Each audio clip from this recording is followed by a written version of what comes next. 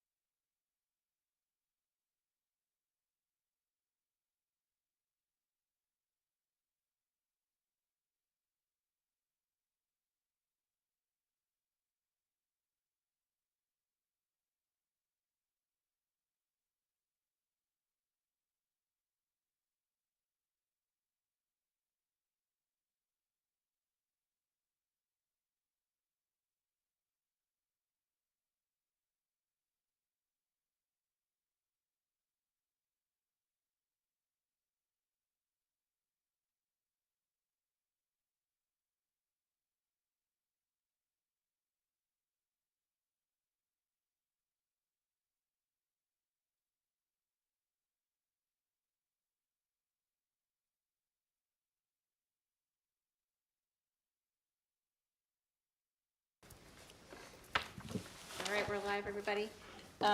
Welcome to our 2025 Board Planning Retreat. Thank you all for being here. It's wonderful to see your faces. Before we get started, I felt like it would be appropriate for us to have a moment of silence for the victims of the plane crash in DC. So please just join me with that.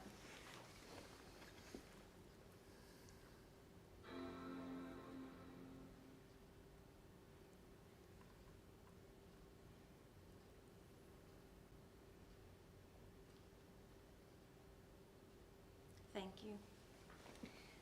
And we also have some housekeeping things. Just a reminder that the mics are extremely sensitive and they are hot always. So, just pay attention to that. So be careful here in the middle of the cords and the sound controls. If you are the speaker up there, stay close to the mic, speak into the mic. And then also probably should silence your phones too, since the mics are so hot, they will pick up every little sound that is made around here. So we will get started, and we have, Anthony, do you want to say anything? Just thanks for everyone being here. What I would say is what you're going to see before you, it's not my work. That's everybody's work in this room who put all this together to make us look good. So there to thank. Hopefully everyone knows what restrooms are, right out that door to the right. Obviously we understand folks need to get up. If you need to take a phone call, go take a phone call.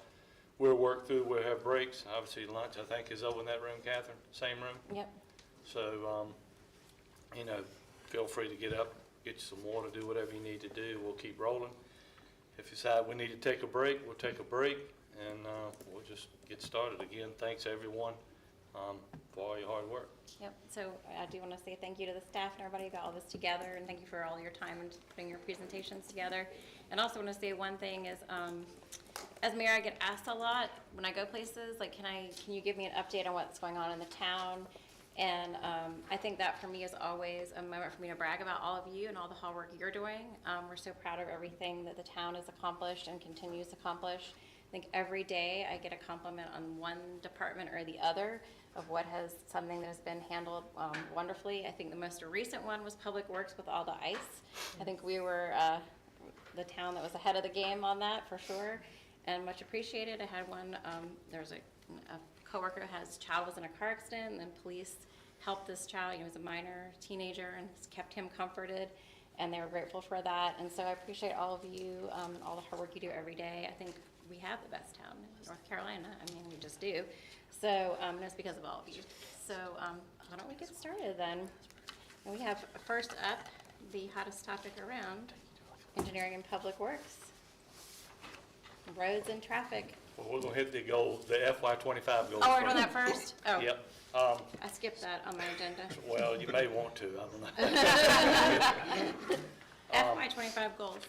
I don't know if Larry's gonna who's working do I need to work it up there? No, I can bring it to you. No, I mean, I'll come up there. So I will say, in honor of Kevin Fox, I wore my boots today, but really I wore them because I heard we were at a tropical place, so that hopefully if we get a break and I can ride horses on the beach here, I'm ready. I'm gonna sit here, Larry, so I can see it. I don't know if I need the mic up here or what mic. Yeah, you probably need a mic, there's no mic, so you can see it up there as well. Okay. Make sure I have it on. So it may be a little tough to see in this, Huntersville, I don't know if that's the right Huntersville green, but it is green. And what we want to talk about is FY '25 goals, which are the goals that we're currently in right now. And kind of give you an update of, what are we doing to achieve those? What are we in this room doing to achieve those goals, the goals that the board set? I'm not going to read through every one of these because that will bore you to death, but I think the message here is that we are achieving the goals that we've set for the town. Some of these will continue. Some of these, as we work towards our FY '26 goals, is what we're here today to talk about, the FY '26 budget. Later on, I think the second day, we have a draft of FY '26 goals that we will be sending to the board. The mayor and Mayor Pro Tem have sort of worked on to kind of give us a start. Obviously, we take these 25 goals and we will massage those. Some of them will come off. We'll add new ones, et cetera, but that's up to you. So I'm not going to spend a lot of time here just to say, like I said before, we're working towards these goals. Some are complete. So I'm going to sort of stick to the highlights, or what I'll say the 8 buckets. Land use development planning, maintain a diverse long-range transportation and land use vision. There's multiple bullets under that. You can read those. So I'm just going to leave it up there just for a second, just to show you. I'll hit some highlights. The mobility plan will come to you in March, so hopefully we'll adopt that in March and get that done. Obviously, we've already started on the Pottstown Community Small Area Plan. Had the kickoff meeting January 22nd. Just to read a few of these, AAA underfinanced, AAA bond rating, obviously with Jackie and Patty. There's no other but AAA rating. That's what we're going to continue to maintain. As far as the bonds, obviously we issued a portion of those bonds.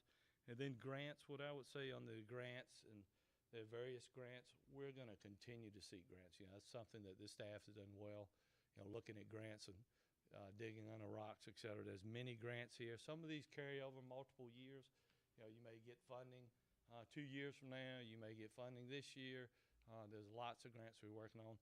I'll give you one at the bottom. We're just submitting for the RAISE grant, which deals with Pottstown and that area and connecting the communities. That's a $26 million project grant, and there's a match from the town. I'm not going to read through all these. Like I say, there's a ton of them here. Good work by staff and board to continue to seek out those opportunities. Under public safety, we continue to train. Obviously, we have taken over fire. We moved into that full-time fire, 18 folks, and you'll probably see later on today that we'll be asking for more to continue to convert fire over into a full-time department. And police continue their training efforts in different ways to incentivize to get more officers. Also, the magistrate, I will say the magistrate, I think we've been talking about the magistrate for 30 years, it feels like, and that one is, unfortunately, that one's tough, and we'll continue to try to work on that. Hopefully we'll get some luck on that, but victims advocate is well underway. I'm sure the chief will talk later on about that. The replacements of stations, you're going to hear later on about a Station 1 replacement, Station 2 replacement, and a new Station 5, so you'll see that in the CIP. We'll continue to work on that, so you'll see some of those move forward faster than others because we have land versus some we're seeking land, some we're waiting on an elementary school, and we're building new stations. So you'll hear about all that later on today. Transportation infrastructure, maybe I shouldn't say anything because Stephen's going to hit you up with probably 100 or more slides here in a little bit. Tons of road projects, whether they're town, state projects to sidewalk projects, et cetera. One thing I will say, and I'm sure Kevin will talk about it too, we are we are starting to pave more streets instead of 5 to 7 miles of streets. We've got to get ahead of that, and you'll see where it takes forever if we continue down that pace. So we've stepped that pace up to 10 miles or so. That's the only way we're going to catch up. A lot of projects on here, some complete, some will be complete in the fall, summer. I won't read those because you're going to hear more about that in just a minute. CATS Microtransit is getting ready to crank up. You'll see some public input meetings on CATS Microtransit getting ready to start up February 24th. I saw some email, I think yesterday. I think Ethan and Pam and them will be pushing out more information on that. Parks and Rec and Greenways, MJ's going to tell you all about that. You're doing a lot of good things there. Multiple, what I'd say, master plans going on from Station 4 Park and also Station 5 with Rama Church Park. He'll talk more about those. We'll continue to build greenways like crazy. You'll see shovels on greenways just like roads all over town. Also, we've done a good job of looking at connections and how we connect people to places without actually making them cross roads, tunnels under 21 bridges over 73, and those projects that we've sought after. And then from a housing standpoint, a lot of what I'd say new good activity there on your agenda coming up. We have the co-op that's coming back to you Tuesday night, February 4th, to close that deal if the board wants to move forward with that. That's the 2nd Street land to move forward with that. Vision Bobby, can't think, Habitat, 2 lots, Harvest Point. 2 lots in Harvest Point.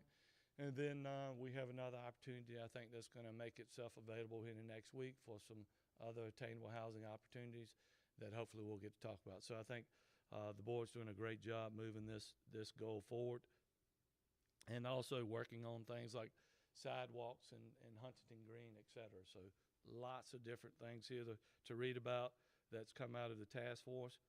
Sustainable natural resources environment, a lot of things there. I think earlier in the year, I can't remember the exact date, through Electricity is our power agency. We really didn't address solar and those opportunities. We have changed those electric rates and allowed us to get a little more up to speed on solar and renewable energy policies. Also, everything we do now from lighting standpoint, street lights, especially, and I'm talking electricity specifically, but street lights, parking lot lights is going to be LED lights. So you'll continue to see that.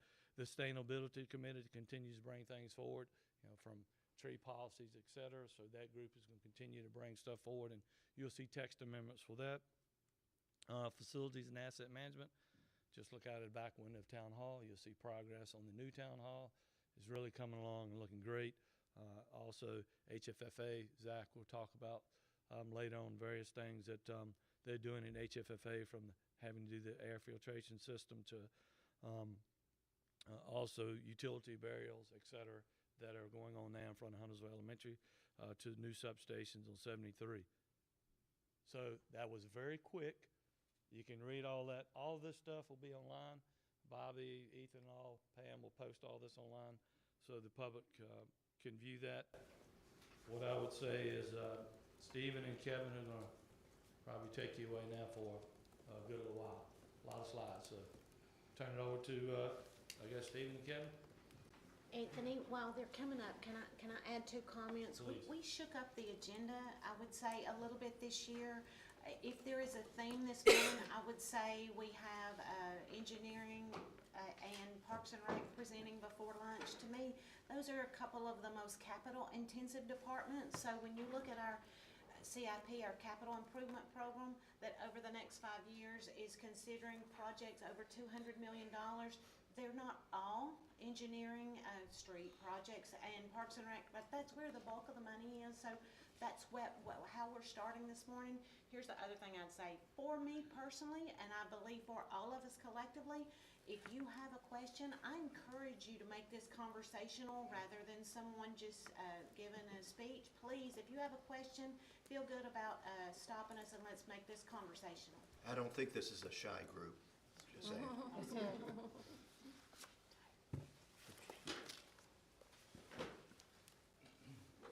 You ready to go? Well, good morning, everybody. We're excited to kick off this thing and be first. Figured we'd get the most important stuff out of the way for y'all.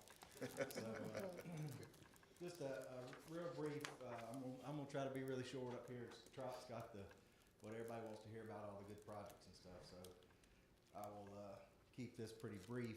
But, just by way of a short recap, some of the things that the Public Works Department is responsible for. Obviously, the CIP projects, the delivery of those is more in our wheelhouse. Mr. Trot and his team, work on the development of those projects, and then we deliver them.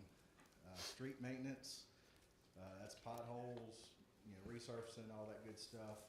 We do, that does include snow and ice, as the mayor mentioned. We haven't had any storms in the last, I think it was like 3 years. We didn't have any, but already a couple times this year we've been out throughout the town dealing with mitigating that type thing. Stormwater maintenance, there's a separate line item in the budget that speaks to stormwater maintenance. Of course, we do fleet maintenance for the entire town, all the town-owned vehicles. We're responsible for the solid waste contract. Street lights, the funding of the street light energy used for the street lights falls within our budget. And then we have a team that does land development projects as far as street acceptance and encroachments and things like that on our town system.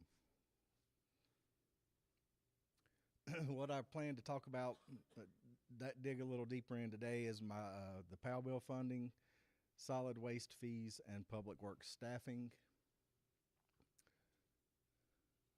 So POW bill, as you guys know, is the state money that is collected at the gas pumps and vehicle taxes that comes back to the town to maintain our public streets. As you can see, our FY25 funding from the POW bill was a little over $2 million, $2.154 million. Out of a pot down there at the bottom, you can see is just over 186 million. So we get $2 million out of that. This graph represents, of course, that for the most part that amount trending upwards, which we would expect as our population increases and as our number of miles of streets that we maintain. We're up to over 244 miles now. So we would expect that number to keep growing a little bit, but unfortunately it's not growing at the pace that it costs to maintain our system. So we'll talk about that a little bit more here in just a second.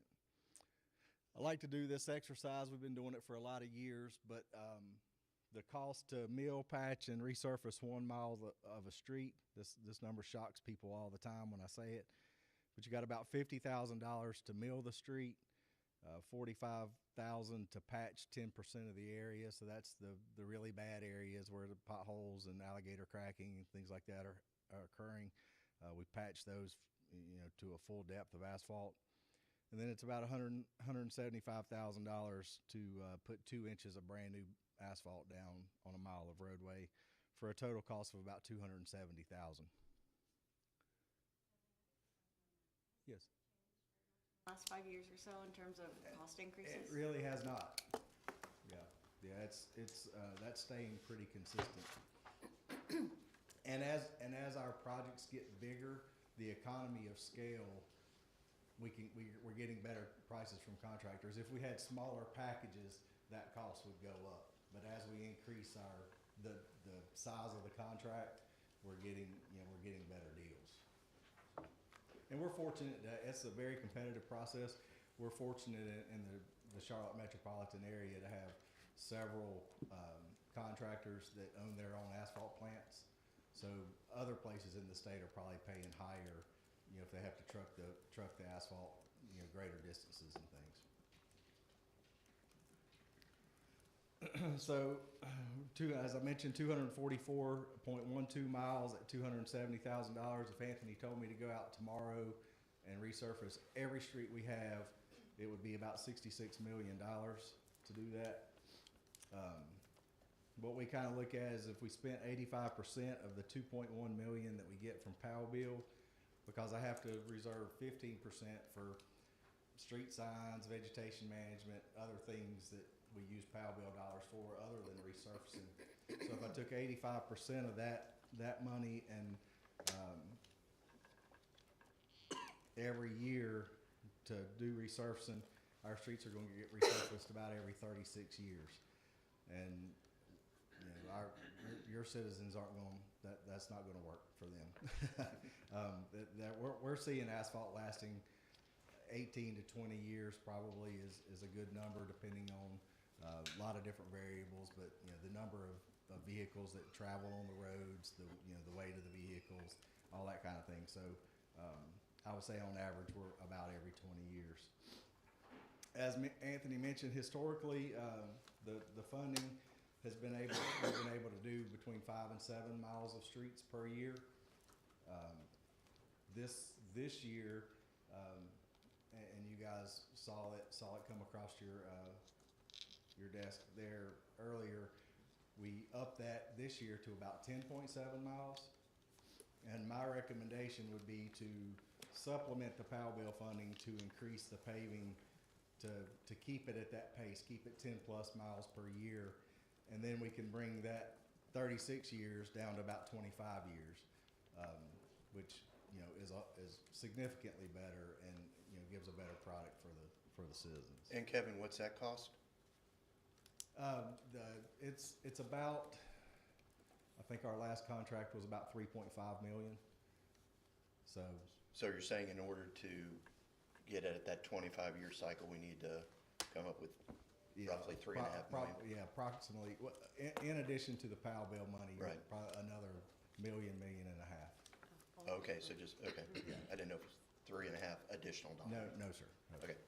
And that's the plan when we submit the budget. Mayor, you forgot to say the very first quote that you were gonna say starting off, What was?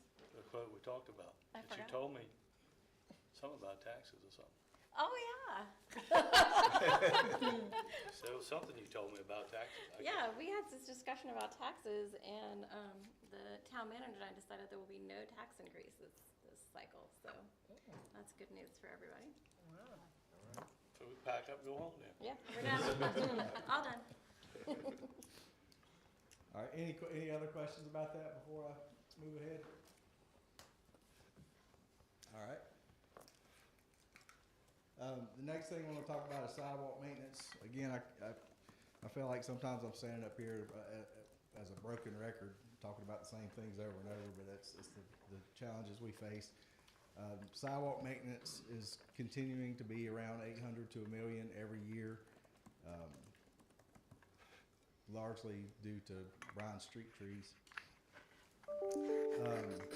You know, as we talked about earlier, POW bill, we've got plenty of things to use our POW bill money on for resurfacing, keeping the streets good.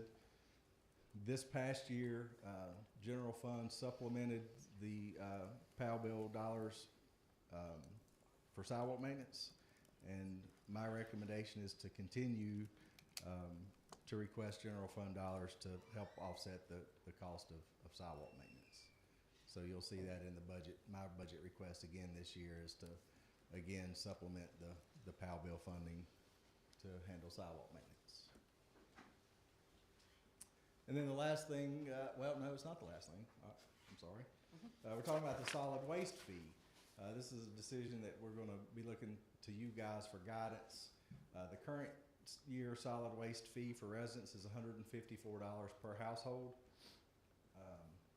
The audited fiscal year 24 solid waste cost for the town was about $4.9 million. And the fee, so the $154 fee, if you kind of go back, it covered 68% of that cost. And we estimate that this year's solid waste fee is going to be about $5.3 million. That it goes up every year. Couple reasons. One is we're adding more household units, and then two, per the contract, they are eligible to get a CPI increase every year on the contract. So that cost is going to continue to rise. If we keep the $154 fee flat, we're estimating that it drops to about a 64% coverage, and then obviously moving forward, you know, as the cost of the contract goes up, if the fee doesn't follow, then we're going to be losing the percentage. So we're gonna be looking to you guys to guide us in what direction you want to do with the solid waste fee. There are municipalities in Mecklenburg County who choose to levy a fee and choose not to. And so when you think about what you might do with the tax rate, the solid waste fee appears on the annual tax bill. So this has an impact too. In fiscal '25 now, the solid waste fee of $154 is generating about $3.3 million. And so that's how he's telling you that it's paying 64% of that fee.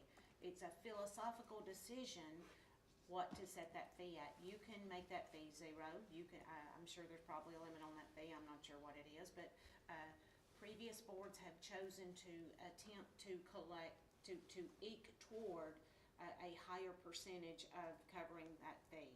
You need to decide what your philosophy is about that. We don't need to know today, but What would be I'll the present to you full a- coverage cost? what would full coverage cost be? It's If about five- about $225.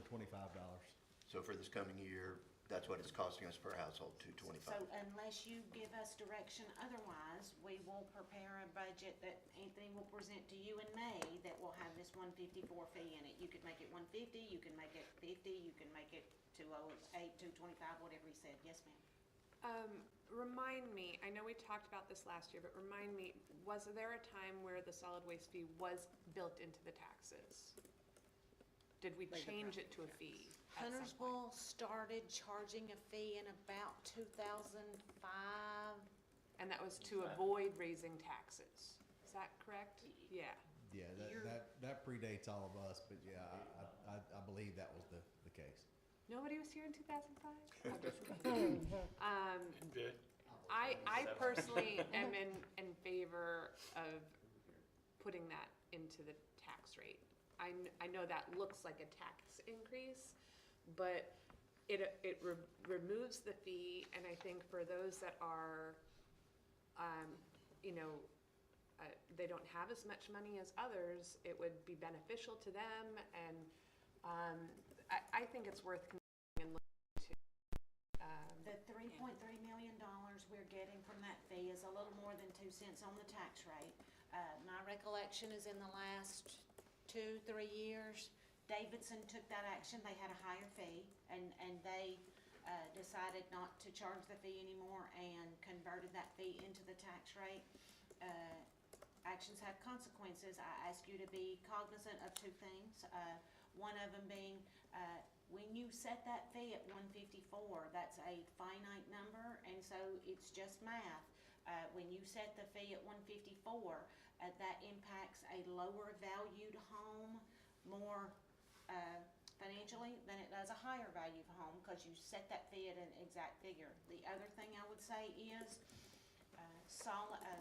commercial entities handle their own garbage. We don't pick up for commercial entities, so there will be commercial entities who have an increased tax rate, but they don't get the forgiveness of they're no longer, they don't have the fee to begin with, so the fee didn't go away for them, so it will feel like a tax increase to them. Neither one of those should, you should think about the impact of that when you do it, and we're fine either way. We just want you to give you information up front of how that looks. And I would just say, as we continue to work ahead, we don't need that answer today, as we continue to pull all the things into the pie to try to figure out, what we need to do. This will be something we'll bring back to you, so we don't need to solve it today, because there are a lot of other things that we'll be talking about, but good discussion. But you're wise to start thinking about how that would impact others later, but May's gonna be here before you know it, and we don't create that budget document overnight, so a heads up, be great. I would ask those watching or listening to, at least from my perspective, I'd love to hear about this from the public. What would you like to see here? I'd be interested in seeing from staff, because I feel like I saw something in Davidson where, and it was in the 80 percentile of property owners, when they made that switch, either paid the same amount, about the same amount or less. So I'd be curious to see what that would look like for Huntersville. Like an average home? Yeah. Yeah. Compared and then to the flat fee. What about, so our contract with increases every year, so what is the, or the amount, I guess it goes up like that 225, like how much will it be? This is for 25, 26 fiscal year, or 26? Yeah, it'll just go up. So it's about we're just under $20 per household unit per month. So if it's easier to think about that way, if you were, personally contracting with Waste Connections, paying our rate, I guess that would be at $20. It would be 240, even. But we're below 220. I anticipate probably within the next year or two we'll be bumping the $20 mark with the increases. So How many households per month or on average are we adding? we're over 22,100 now. So we're well into the 22,000 household units. But how many And so a our month are cost- we adding? We're at, Brian probably will speak to that, but we typically budget for between 30 and 50 per month. That's about right. So, our cost increases by two factors: additional residential units. Correct. And then a special calculation of CPI. It's not the regular CPI, it's CPI, adjusted for utilities, if memory serves. So it's gonna. Fluctuates. It's gonna go up just a little bit. Yeah. And how about the landfill cost? They're Is that built into that. Well, if there is an increase in tipping fees, generally, we don't see a lot of increase in tipping fees, but if they do, the contractor is allowed to pass those along to us as well. So three key things that affect it, Yeah. and that fluctuates depending on the year.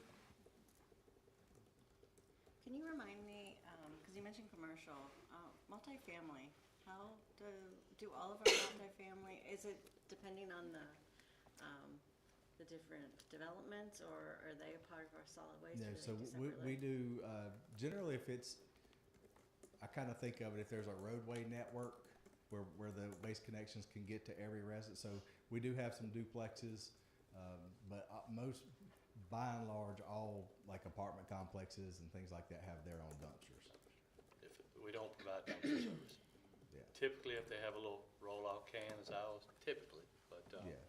there are situations where sometimes multifamily will have roll-off cans too sometimes.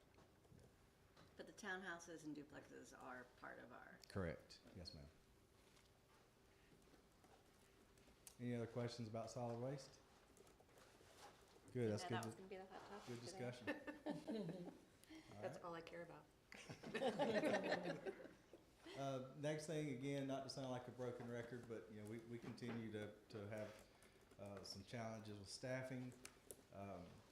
Laura probably will discuss this later in her presentation, but as of this moment today, Four? I have 3 openings. However, I've got a couple job offers out, and one young guy has accepted a position, so I'll be close to getting full for the first time, and I don't know how long. But as you can see, the third bullet down here, 12 of our 14 current operations employees have less than 5 years of service. I have 2 guys that have been with us for 5 years or more. So that's crazy. It's a very young, limited experience group I have.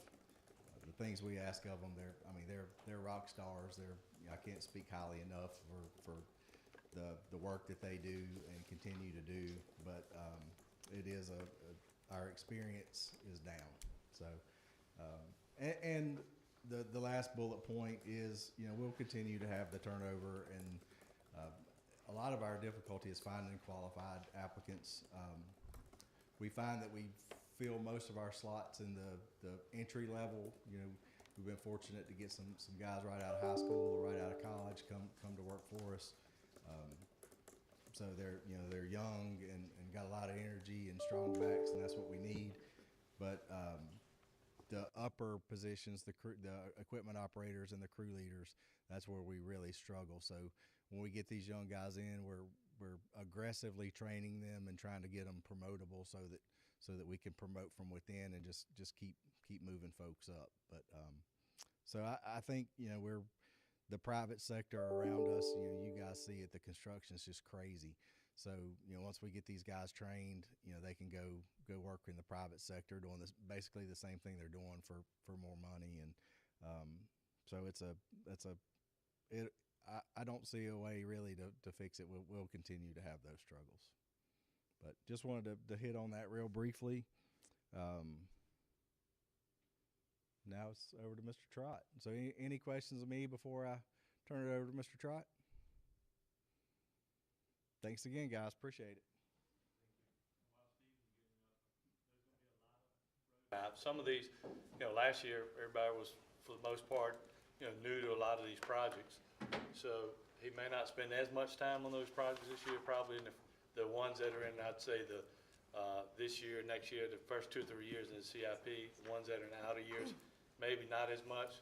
So a lot of this will be repeat, and it'll be repeat for a future board and a future board and a future board. As he explained, the process as you go through this is, you can't build a road in a day, so it takes lots of years to get to some of these projects. So just, Stephen, go for it.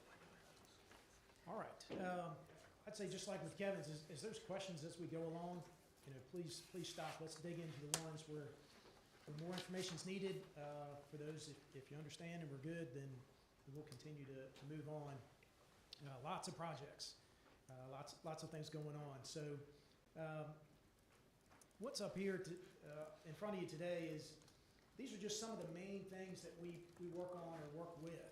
If you have questions or folks reach out to you on these types of items, engineering is probably the first stop to go. It may not be the only stop, but these will be the key things that we're involved with. So it's CIP projects, land development plan reviews, so before it goes to construction, traffic studies, traffic calming. People that ask about speeding on streets, that's typically works with engineering, and then also the police department. New signage requests.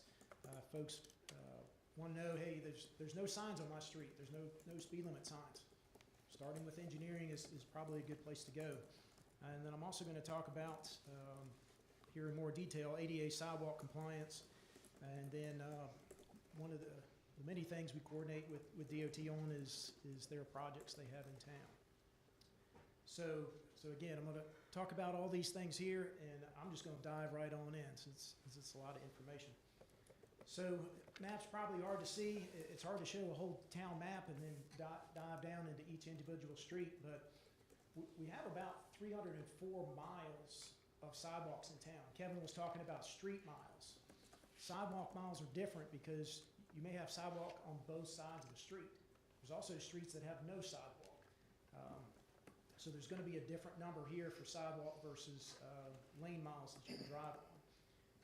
We've been working to survey what sidewalk is out there to see if it is ADA compliant. The town hadn't taken on that role before, but we're working to achieve that. Actually hired a staff member, and one of their primary things is to go out and just collect the data. What makes that challenging is that's all continuous. You can't just start walking and keep walking on the sidewalk in town. You have to get in your car and drive to different sections. So it takes some time to collect that.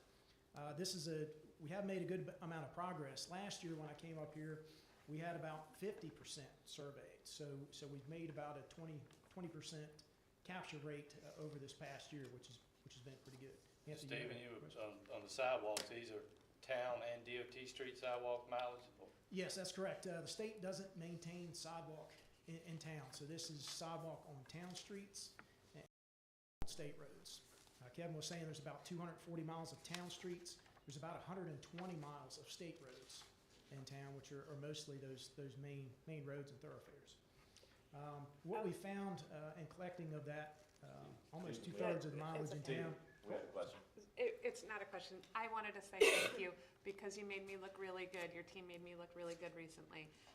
My kid came home after riding into Rosedale on the Greenway and went into Rosedale, and he told me, Mom, can you do something about this piece of sidewalk over here? There's no lip. It's really not good, and you need to tell them that they need to fix it so that it's easier to get on and off with the bike.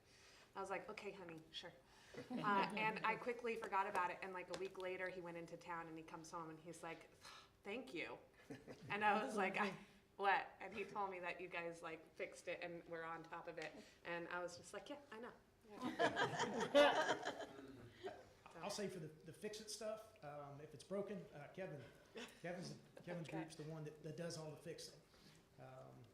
Yeah, the 88 sidewalk, we're just out collecting data to see where we are with compliance. So we've got more to collect. I'll say we've collected more data, about 20% over this past year. If you look at that percentage deficient in town, that's actually come down. So it was higher last year, but we found that the sidewalk, what we've been collecting has been more in compliant for the locations that we were. I'll say if you looked at the estimated cost to fix last year, it was about half of that. Costs have gone, we've gone back and looked at the cost compared to bid estimates that have come in on other projects. Cost to fix sidewalk has gone up a pretty good amount. And also we have more deficient. So those two factors have increased that, I'll say, ballpark estimate to fix to meet ADA compliance. Kevin's group's out there all the time fixing stuff that may have issues that may not be related to ADA compliance. But just wanted to give you an update on that. Do you And- know what the previous, because you said it's improving in right now 17, do you know what it was previously?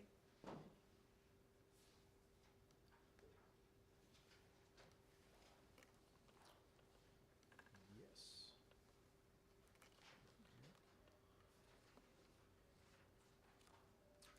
So last year, the percentage deficiency was about 24%, or about 34 miles. I'll go back. About 34 miles of deficient sidewalk, and we've increased the mileage, but we've surveyed more, but the percentage has gone down. And it's going to continue to vary. Don't look at this and go, that's my exact snapshot today. So over a course of a year, we collected about 20%.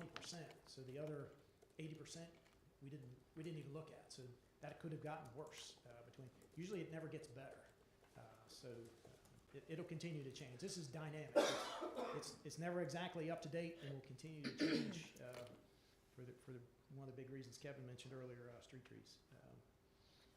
Hey, Stephen, so how is it Kevin's road's costing about the same, but your sidewalks are double? I'm picking on you. Yeah, no, I mean, the cost, that's town-wide to fix everything.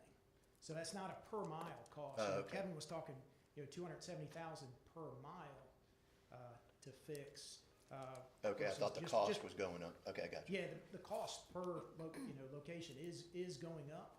I don't have a per mile cost on that, but this is a total town-wide cost. Kevin gave you the 65 million if you wanted to resurface everything kind of number. This is just what we would estimate as a ballpark to kind of fix what's. So Is you- the cost you of said it- concrete going up versus Right. oil and, all the byproducts into paving? Asphalt is driven by fuel prices more so. So if fuel prices stay flat, then asphalt typically stays flat. Where the price of concrete just keeps on going. I mean, we get letters for cost increases from our concrete plants probably once a quarter. They just keep going up. So that's what's doubled is the cost of the concrete? Cost of concrete and also contracting that out. If you did that with in-house staff, you may get a better rate on the labor part, but as labor costs continue to go up, so you're getting hit cost of materials and cost of labor going up. And we do some Two big projects projects. in-house, but not as far as concrete. Kevin and his crews do some of that in work, but they can't do it all. And need more staffing. I guess that goes back to the staffing issue. If you wanted to staff up and do more of that in-house, you could. You may get a better rate. Defer to Kevin on those questions. Maybe more of a topic for staffing when that comes up. But yeah, it's a trade-off. You can either hire somebody to do it, pay a little bit higher rate, or you can hire, get your own staff and do it. I know there's public works like maintenance request form online. For folks that are listening, can we give a reminder of how to find that on our website? I Is it believe there's under, a maintenance request form on the webpage. Not exactly sure where it is, but I'm sure there's one on Is the it under website. public You works? can request multiple different things. Yeah, those are easily accessible from the homepage. The Okay. I want to, you can file a request right there from the homepage. also on the homepage on the push search out. bar, there's a quick links button that just says forms. Okay. It takes you to our form center. Yeah, I just wanted that out there for folks who are listening to, may not know that. All right, if there's no more questions on that one. And related to sidewalk ramps. So when I was talking earlier about sidewalk, that's your sidewalk between your ramps or kind of between your intersections. We survey sidewalk ramps a little bit differently. There's more data points to collect. Did a survey about 5 years ago now on all the sidewalk ramps in town. And that's really where most of this data comes from. The town's added more sidewalks. So as a new street is accepted into town for maintenance, you may add a mile of street, you're probably adding 2 miles of sidewalks. And then at every intersection, you have sidewalk ramps. And you're gonna have a ramp to cross each way. So you can have up to 8 ramps at an intersection.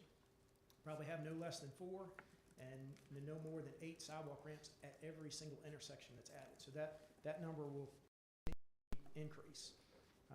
Again, an estimate cost to fix, this is around $2.5 million. If you look back at last year's slides, that estimate's about the same, but there's been some ramps that have been fixed. Again, that increased cost to fix those has kept the number about the same, even though there's fewer ramps deficient. I wanted to kind of take a little different order of things. Kevin talked about some challenges kind of at the end. I wanted to hit a few of them kind of at the beginning before we started talking about projects. And a lot of these are projects related. So some of the challenges that we're seeing with delivering projects, property acquisition, the cost for that increases. Also the time it takes to acquire, I say properties, not the whole property, vast majority, I say vast, probably 99% or more of the time, we're acquiring just a little bit of an easement or construction easement or maybe just a little bit of right-of-way along the road frontage. And to acquire that, it's taken a lot of time. Been talking with administration about that time and that cost of doing that, and we're looking to bring in-house a right-of-way acquisition person to really focus on that and really help us out and keep the projects going. Right now, that's taking a lot of time to do that. Something else that takes a good bit of time that we really don't have a lot of control of is relocation of utilities. We'll coordinate with utilities and let them know what's coming. Here's when we think it's gonna come, but we have no driver of when they get the work done. We can keep asking, we can keep pushing on that, but it's a challenge we have, and we have no control over when they can do it, other than just, again, trying to remind them and keep them up to date on what we're doing. So that's a challenge, and as there are more utility providers in town, as there are more utilities everywhere, if you ask Kevin what's a big challenge in construction, it's utilities. You go out there, we even think we know where everything is, and we go out there and contractors or public works start digging, and they find stuff. Then we got to figure out what it is, where it is, who it serves. Is it even still active? There's some challenges with construction. And those will continue to increase as we move forward. Cost of projects, those will continue to increase. We're not seeing a decrease in cost of project delivery. Attended a seminar a few months ago where a person from NCDOT got up there and was talking about statewide costs. They indicated over the past 4 to 5 years, cost of project delivery, so this is just overall cost of major project delivery, had gone up over 70% in the past 4 to 5 years. 70%, 7-0, not 7, 7D. So the cost of these projects will continue to go up, and as we've seen in recent years, it's been a significant increase. One other thing we've seen is, as you see in town, there's lots of land development going on, a whole lot. This past year, let's see, our folks have reviewed over 600 different plan items. Those are plats and land development plans. Over 600 for the year. That's a whole lot. Brian's over there shaking his head. That number's continued to increase since we've taken on that land development plan review role 5 years ago. It's increased so much, I I'd like to add another person to help manage that and just keep track of it. Thanks Brian for the continued head nodding over there. It's tough. It's hard to keep track of these developments. Come through for rezonings. Rezoning is just the start. You know, we have a lot of work in doing rezoning. Then they have to come back through for construction plans. That's a more detailed plan set, more reviews. And it doesn't end there. We have stormwater inspections. Kevin's group goes out and they keep track of these developments.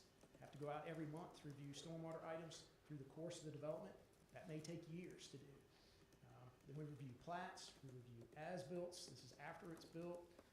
So it just keeps going, and there's more and more to do. So I'll be asking for another land development plan review type person to help us keep on top of those things. And now I'm going to dive into the projects, probably what you want updates Just on. really quickly before you move on. Sure. I just wanted to add, I feel like that last thing that you talked about, I feel like we hear that too from residents and, you know, all the things that come in during the construction phases. And, you know, people ask about, well, how often are things out inspected and, you know, followed up and stuff. So I think that's something at least I hear from the community that's needed. Yes, and to say, Kevin's got several folks that go out and review, you know, erosion control. You know, if you see dirt in the road, you know, who to call for that. Erosion control folks.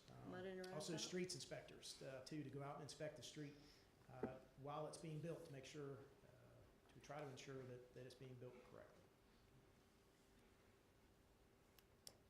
All right, now to dive into the many projects that are going on. We've completed about 6 or 7 projects, I think 6 projects, and then some street resurfacing this past year. Just want to kind of touch on those. Where are those projects? They're mostly located in the middle of town. Just run through briefly on these. Improved Siegel 4th Street.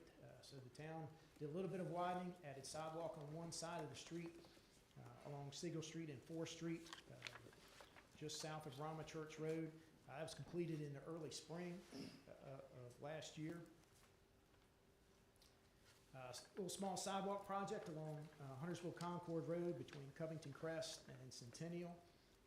That was also completed last spring. There's a little gap between Covington Crest and Centennial in the sidewalk, and this project closed that gap. I think Public Works staff went out and built that section of sidewalk. Ped crossing, so that if you're near downtown area, near Town Hall, and you need to cross the street, a RRFB, or Rapid Rectangular Flashing Beacon crossing, was put in there at Greenway across 115. That was completed last summer. Another small sidewalk project recently completed was on 115 near Damson Drive. So this is just south or connecting to the Plum Creek neighborhood there. There's lots of schools. You know, you've got high school, middle school, elementary school, all right there. Just, I think, language school too, just south of there. And if you lived in that neighborhood, you couldn't walk there unless you walked out in the road. So a sidewalk connection here so that folks from that neighborhood can walk down to that area. A very recent sidewalk completion just wrapped up here within the past month is the kind of a Vermillion to downtown kind of connection. So this is from Warfield Drive on the south side of Huntersville Concord Road, connecting that Vermillion entrance over to where the Main Street project stopped. So Main Street stopped, the entrance was there, there's a small little gap, so we worked to get that project complete. Roundabout landscaping, this was also just about recently completed. I'd say it's about 99.5% complete. I think there's a couple little signage items to take care of, but the landscaping and everything is pretty much complete. I know it shows up there spent to date. Really, we're just waiting for the contractor's invoice to come in to pay for that. Hey, Stephen, talking about the roundabouts, and I think particularly the north roundabout, it's pretty dark out there at night. Are we adding any lighting? Yes, we're working on adding some lighting to both roundabouts. We're working through that plan submittal process with the state. We have to get the state's approval to add the roadway lighting. And so we're working through that application and review process with them. And then once we have that, we'll turn it over to probably Electricities to help deliver that. So we're probably several months out from having lighting out there. I'm going to guess six or so months. 6 For months, both okay, both the roundabouts. thank you. And then you also asked about lighting, McCord Road roundabout lighting. I know that's been a recent request. I think that's getting close for roadway lighting up there at McCord. Thank you. Sure, you're welcome. And then street resurfacing, it's really public works, but about 5 miles of streets were resurfaced. Here's a map of the general locations of where that was done. And as part of the street resurfacing, sidewalk ramps, any deficient sidewalk ramps, try to fix those at the same time. I think you use the same contractor to go out there and fix those ramps at the same time that the streets are being resurfaced. So you really get that updated work done all at the same time and for both. Any other questions on recent project completion? Nope, all right, I'm gonna keep on rolling. So town road projects underway, there's many. Combination of road and sidewalk projects, which I'm gonna talk about later. There's close to 40 active town-led projects right now. That's a lot. If you look back 10 years ago, you probably had a couple, maybe 2, 3, 4. So it's been a significant increase in the number of projects the town is undertaking the lead on. Here's a listing there, and I'm going to briefly talk about each one. You want to know where all those projects are? They're spread out all over town. North, south, east, west, it's all over. Each month, send you out an updated project list. I see somebody brought theirs with them. Maybe some printouts got passed around, but each month give you an update on where those projects are, what the status is, both plan development and also in the construction stage for both town and state projects, which I'll also touch on later. But this just gives you a schedule. This is dynamic. As soon as we put it out, it's probably out of date. Because things will change on each and every project. If you want to go online and see where is this stuff, if folks want to know, citizens ask, hey, I want to get more information, town website has a lot of good information. On the bottom right of the town webpage, it says development projects. There's a little link down there. It brings up an interactive map. And that map has different tabs at the top. If you click on the one that says transportation projects, this map will come up of town, and you can click on each of the dots or lines, and it gives you on those things. So if you want a quick snapshot of what's going on, where a project is, what the project entails, town website's got a lot of information. If you really want to dive in, reach out to us. We'll be glad to share all that information. Kevin touched on it earlier, but street resurfacing, about 10.7 miles. In various locations throughout town. If you got questions on street resurfacing locations, Public Works can help you out with that. Getting into the projects, we'll start for the ones that are probably more close to start of construction and then kind of work our way out in delivery year. But Arahova, first project, that's rebuilding the roundabout. It's back there kind of behind Food Lion, the credit union back there. Roundabout can't accommodate the large vehicles that need to get through there from coming out of the shopping center. So working on rebuild that roundabout. Hopefully here, once the weather warms up and it's not wet, we can get started on construction. That one's ready to go. So isn't that one a fairly new roundabout? What happened to that during That roundabout's been out there for a while. Oh, has it? Yeah, a development actually built that and put it in maybe 15, 20 years ago. Oh, wow. So it's been out there a while. What's changed is the connectivity. If you look up on the map, it may be hard to see, but kind of that blue dash line, that wasn't there. It didn't connect to anything. Right. The only way to get there was off 21. But as part of the 21 Gilead project and working with the state, that connection was made. This connection will help you. If you're trying to go to the post office and you're trying to go to the credit union before, you had to get out on Gilead and US 21. Now you don't. You can take back connections. Also, if you're at the Food Lion Shopping Center there, if you want to go to different places, you don't have to get out on the main roads. You can connect, through the back. And then also the delivery vehicles. Access to the shopping center changed as part of the 21 Gilead project. So now the delivery trucks can come out the back and then get to traffic signals there at either Arahova or at Commerce Center to get out. So there's more connectivity there now than there used to be. Yeah, that's why I thought it was new, because I didn't even know it was there until that was connected, and now I use it all the time. So, yeah, okay, that makes Yep, more so sense. we need to improve that situation there now that that's open. Yeah, that's been fantastic connectivity. I feel like it's still a bit of a hidden secret, but I know it's gonna get out there eventually. But yeah, I use that all the time. It's Yeah. really improved. Yeah, as Access folks around drive the area. around and try to get places once, that 21 Gilead construction is complete, I think more folks will And the use it. Greenway connections, Yep, and the Greenway, you get to downtown Greenway, goes right through here too. yeah. So it's definitely gonna see more pedestrian and vehicular traffic. Van Story at Reese, this is out in the business park, just near the DMV. But we're gonna add a left turn lane. Right now, there's a median, so if you wanna turn left there, you're out in the roadway, and then you get right up to the intersection. So we're gonna add a left turn lane, remove part of that median, and make it safer for folks to travel and make that movement. Project's ready for construction. I think the contract's already been let or awarded to a contractor for that. And just waiting for the weather to break, warm up a little bit to get that project underway. Gibson Park Drive Phase 2. So this is Gibson Park between Church Street and into the Vermillion development. This one is waiting on that utility relocation. Something I mentioned earlier, utilities. There are many utilities out here in the small section of street, and we're waiting on a couple of those telecommunications folks to move their stuff. Once that happens, it's ready to go. Just waiting on them to complete their work.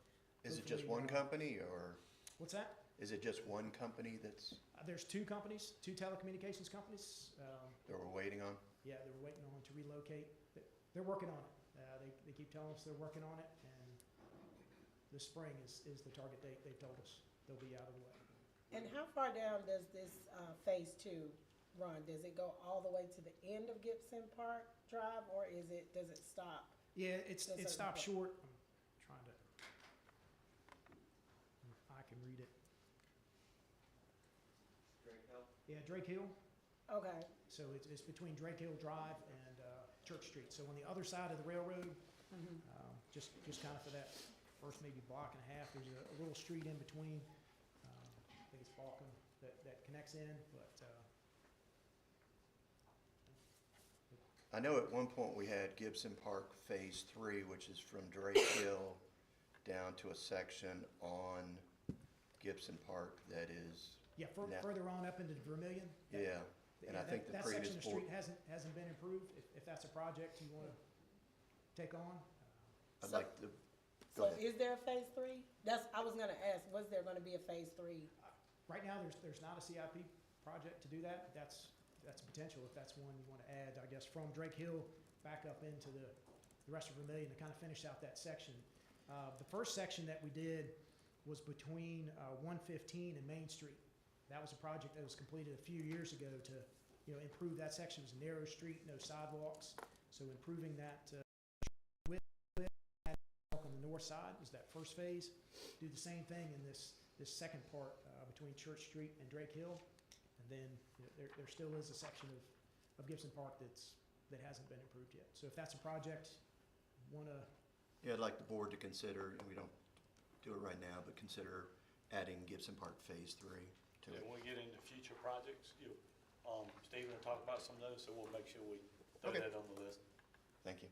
And can Bobby, Emily, can the General Assembly, or can we ask the General Assembly for help with the utility relocation issue, the delay, something they can assist with, I think? I think previously that the legislative committee had thought about adding something to their goals, but I believe it might have been floated and said they weren't sure that it would get traction. Okay. Yeah, and I think at one level, Kevin, you may know, I think there was a study committee, Senator Sawyer had a transportation study committee, and I believe it came up in there. I don't know if that committee still exists or if it wrapped up its work. But that was something that the previous board had lifted up, just knowing the lengths of time get added to the projects with these utility relocations. And we kind of face other issues with utilities as well, as far as like different things that they do. It could definitely be added to the list as a potential goal or something that you want to bring to their attention. And it's an issue for DOT projects. I mean, the whole Gilead Road 21 project, the reason that was pushed out was, I'll just call it out, AT&T was a big factor out there. And AT&T is a big factor on a lot of projects that we deal with. And I know they got tons of work. But pushing them faster is tough because they have stuff all over the state. And if we get to talk about potential priorities tomorrow, I think it's on the list, because I know we talked about a little bit the other day. But just knowing how much all these state projects cost every year adds a lot of millions of dollars to the total. And then just the delay makes it worse, because the longer we wait, the more cost it is, so, okay. The delay typically costs us more money. Right. I mean, just typically they delay and prices typically go up. And I'll say something we're trying to do to get out ahead of that is coordinating earlier on in the projects with the utility companies, letting them know what's coming, showing them the plans as we're developing them, so they can start their work earlier in the process, rather than we get to the end and go, okay, now it's time let's start working with them on moving their stuff. We're trying to engage them early on in the process, so that they know what's coming and hopefully can work with us earlier on. So we're trying that.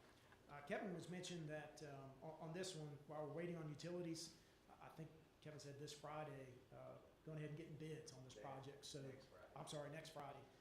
So another week or so, get bids on the project so that once those utilities are relocated, we're ready to go. We're not waiting on anything else. Have you had any success with like trying to coordinate earlier with utilities kind of responding in kind or ignoring? It depends. It depends on the utility. Also, turnover at the utility, company. We'll work with one person. They'll be ready to go, get them up to speed, and if they leave, at times we found we've lost everything. That person took everything they knew with them, seemed like out the door, and talked to the next person. Oh, you have a project? We didn't know that. So that's another challenge too. So if you do early and often, okay, we're good. You just have to hope that they keep up with it too. So it's just a continued challenge on all projects, and there's more utility providers now too. You've got a lot of different telecommunications groups out there that all have their own stuff, so you have to coordinate with all of them. Or sometimes when you're out there digging, you find it. You find ones out there that you didn't know existed or didn't come up. So you have to coordinate. You have to stop the project. We thought we knew where everything was. Out there, get digging and find stuff out there, and have to take a pause and relocate. All right. Another project, another smaller project, Holbrook Street connection.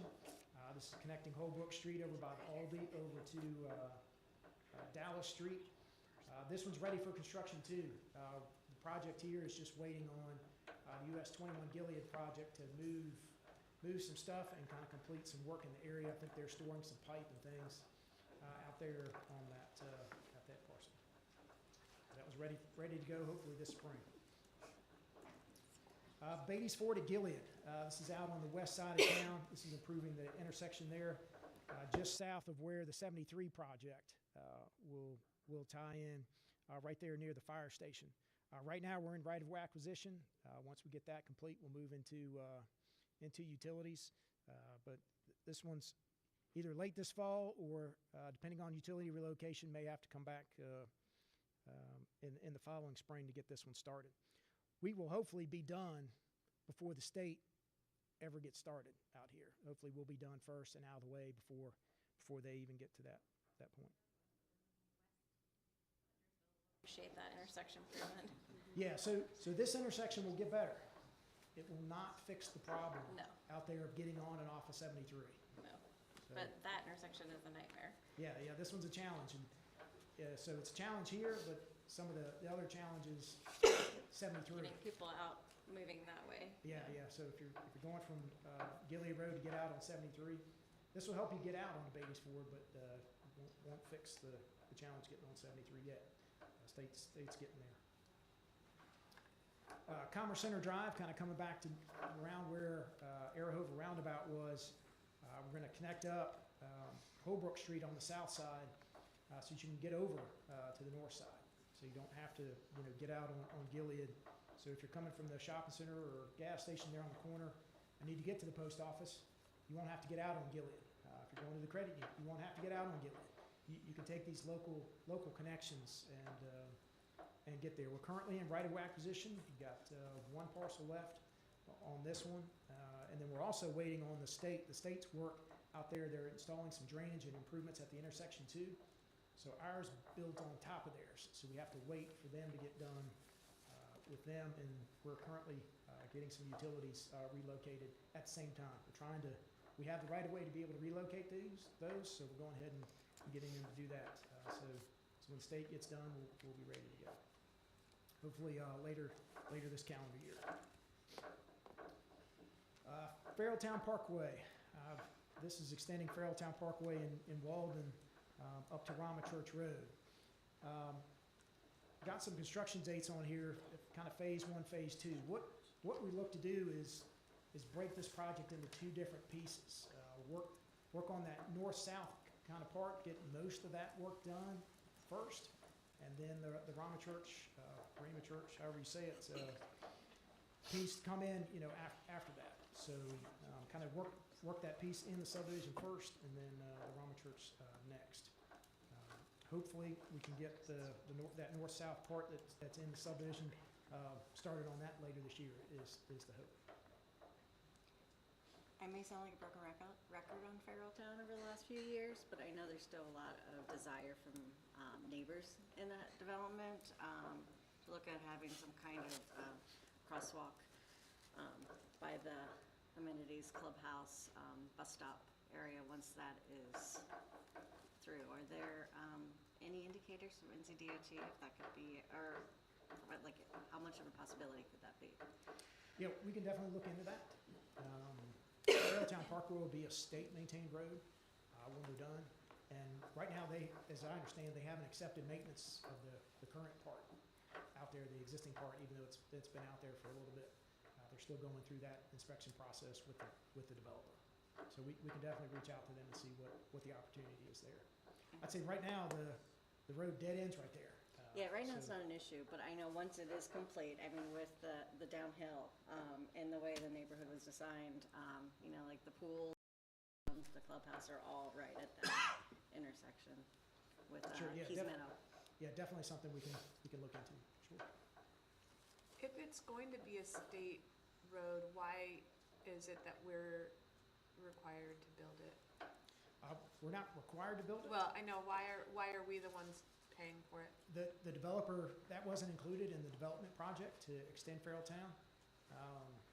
Little bit of history, I think it was when it first was discussed, and then that portion came out as something the developer wasn't offering as part of that development. So it's great connectivity between Rama Church Road and Huntersville Concord Road. Yeah. Definitely a need, so that you don't have to work back through subdivision streets, which folks probably do now to get between those 2 areas. So definitely a beneficial project.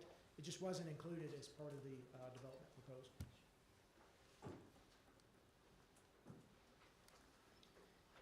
Siegel Street between McCord and 73, another connectivity street. Let's say a little bit different than Walden, but kind of similar. A developer's going to build a portion of the road, and then the town's going to pick up that remaining piece that's outside of that development to connect you up to 73. So you see up on the screen the part in light blue, that's either out there today for the roundabout there on McCord and a little bit south into the new subdivision off Hagers, but that piece north, there's a development that's proposed there on that north side, industrial development, and they're proposing to build that section in blue, and we're going to finish that off and connect up to 73. So this will be a parallel route to 115. If if you're going to McCord to 73, this will be another alternative. Once the developer does their part. So what we're doing is we're prepping, getting everything ready to go so that when the developer goes out there and decides they're gonna do their part, we can jump right in and do ours. It really doesn't make sense for us to do ours until they do their part. So that's what we're waiting on, but we're getting ready to go there. So put a schedule up here, but it's really developer dependent on when they're getting out there. One of the larger projects we're working on is Gilly Road West. Been hearing about that for a while. The town's actually been working on that project for probably 6 or 8 years now. We're getting close. We are out there acquiring right-of-way. We're getting close to half the parcels acquired, so we're making some definite progress. This will widen Gilead Road between McCoy Road and Winfield Creek Parkway. Go from 2 lanes to 4-lane divide. A pretty significant project out there. We're hopeful that later on this year, we'll have that right-of-way acquisition complete, move into utility relocation, sometime next spring, summer, let this thing for construction. On Gilead Road West, I know that we looked at a while back, because there's like 1 or 2 property owners in particular that have reached out about the impacts. I'm just curious if there's an update on if anything changed or if we were able to help mitigate in any way, or. We're continuing to negotiate with those property owners. I believe they're on the north side there before the culvert. Yeah, we're continuing to work with them.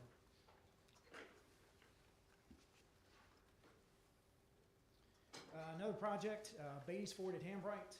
So they had a turn lanes and traffic signal out there by the high school. Also fixed the drainage issue. There's a known drainage issue out there. We're going to improve that.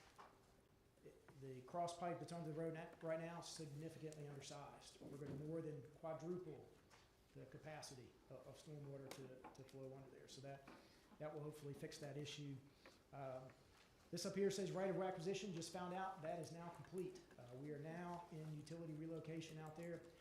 That's going to take some time, probably most of this year. I hope we can start on this later this year.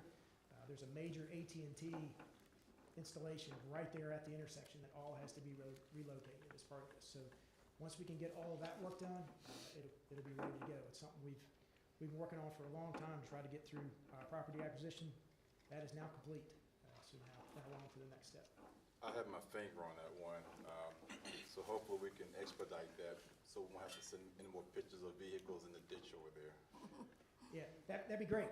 Again, we are on top of the utility companies to try to get their work done, but again, just stay on them to try to do it. We're relying on them at this point.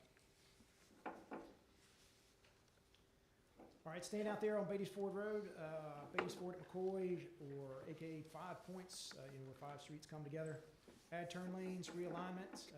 Just recently, had your approval to start the right-of-way acquisition process on this one. So we're just getting that underway. Work on that and utility relocation this year, and then hopefully next year can get that project under construction. On that one? Design is, I'd say, pretty much complete. Once we get to right-of-way acquisition, design is, I'd say, 95% there. It's really just minor changes from either utility relocation or property acquisition. Yeah. Once we get to right-of-way, the design's pretty much done. Even though you may hear it's... Those squirrels are good to work for you, or maintenance people, I'm not sure when they're working their ass off. That's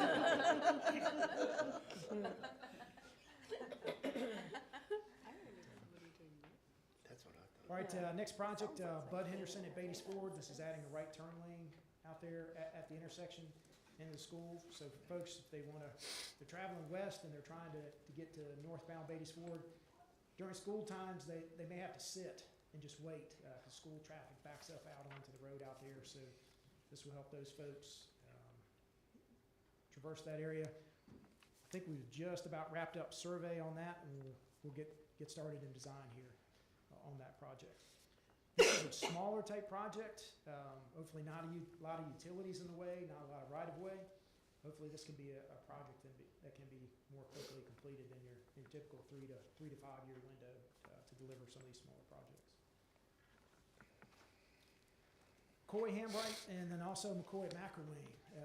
It's in the CIP as two different projects, but really it's one.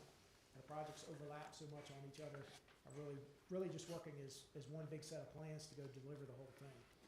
It's adding turn lanes and traffic signals, and then also adding some multi-use path out here to connect some folks into the sidewalk that's underway. We're working on design right now. If everything stays on schedule, we can hope to get to construction late next year. There's also a couple of schools being proposed out on McElwain as well. This timing would line up, I'd say, around the general same time that those would come online. And then I think Michael has a park project out here too. So it's definitely some needed improvements out here in this area. Yeah, how have we had any other examples of having two lights that close to each other? Like, we're gonna have a lot more, like you said, there's two schools, there's a church, and there's a park that's coming up on that road in the near future. And there's gonna be a lot more car traffic, and it's already challenging in that area. So I'm in favor of two lights, but I worry, I don't know, like, it just seems like they're so close together. Yeah, they'll have to be coordinated for sure. Yeah. You think, I mean, there's other examples in town. I think of Winfield Creek Parkway at Ransom Road. That's another two traffic signals that are close to one another. They have to be coordinated. You know, the timing will have to be coordinated together on those two. Have we talked about what's gonna, I guess we probably haven't because the projects are still being developed, but the intersection just one block over for like Stratton Farm and McElwain, where all those projects are being developed, like, we don't know whether or not that will be a light, or do we? Yeah, there's not currently a project there, but there could be. I know Michael's gonna probably talk about the park that's planned out there. Okay. We just had a meeting, was that earlier this week? Earlier this week with DOT to talk about coordinating between the school that's being built right there, the park project, and how maybe a change of access could work for both. And then what would need to happen, there may need to be a project, you know, at that Stratton Farm intersection, and I think the park entrance is proposed at the same place. So that may be an upcoming project that'll need to get added to the list. Once we figure out more on that, but we just had a coordination with DOT on that earlier this week. Thank you.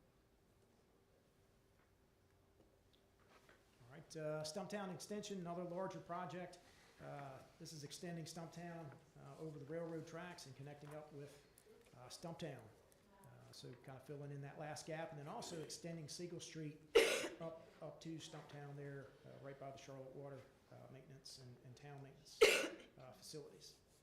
Larger project. We're working on plan development right now. We're still kind of in that early stage of plan development, and we'll have to get right of way, move utilities. We're still probably several years out on this one, getting to construction. This is a larger project. I want to say the current budget estimate on this one's over 20 million. This is not a small, quick project. A lot of folks involved on this one, and one we're continuing to work on. Newer project we're getting underway is upgrade of Walter Street and then extension of Walter Street. So this is between Huntersville Concord Road up to the Vermillion Village development there, I believe at Armfield Avenue. So this is extending the street, but also upgrading the southern half of that street. Right now, it's probably 16, 17 feet wide, the existing section down there.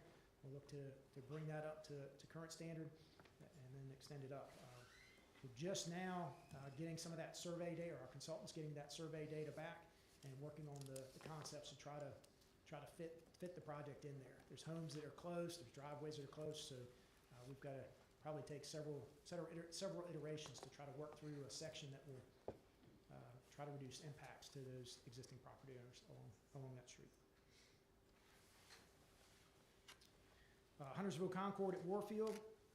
same area, same kind of thing. We're working on survey to collect data and figure out what the solution will look like. But the goal is to improve Huntersville Concord. We're also looking at a potential roundabout at Warfield. So we're working on getting that survey data and then moving into that concept stage so then we can figure out what the best solution is along that section of road. Beatty's Ford at Neck Road, another project we're getting started on. Just had a meeting with the consultant earlier this week. They've got the survey in. Now they're working on that concept and figuring out how to best lay out turn lanes at that intersection to improve safety out there. Another large project we're just getting underway is widening 115 between 73 and McCord. This will take that current two-lane section that probably sees a decent amount of congestion today and make it four-lane divided with bike and ped accommodations. This is a project that we got some CRTPO funds for. And so with those funds, we have the hoops and processes that we have to work through with them. So it'll take a little bit longer to deliver it, but we're also getting somebody else to help pay for it as well. I'm hopeful 2031 is a target to have this one under construction. So 6 years? Probably so, yeah. We've got to do an environmental study first. We have to then work on plans, acquire right-of-way, relocate utilities, and then also the funding availability from those funds we're getting through CRTPO. All the money is not just sitting there waiting for us to start. We have to wait for that money to become available and also check all the boxes in their process to get there. So when you get somebody else's money, you have to play by their rules. So that's what we're doing on this one. If we didn't have that, we may be able to go a little bit faster, but probably not a whole lot. Just takes time when you have these larger projects, all the steps that are involved. Thank you. And that's a snapshot of the roadway projects. I think there's between 15 and 20 of those active ones we're working on right now. Now I've got sidewalk projects. As you can see, the list is just as long. Lots of sidewalk projects going on. Where are those sidewalks? A lot of them were probably along 115, but we have some other ones spread out through town as well. One of the ones it's under construction but currently on pause is Huntington Green. That's over a mile of sidewalk to connect along Hambright Road and McCoy Road. It's on pause while, say in this case, AT&T is relocating some additional lines that were, I guess, uncovered during construction. Those were found out there. Didn't know they were there.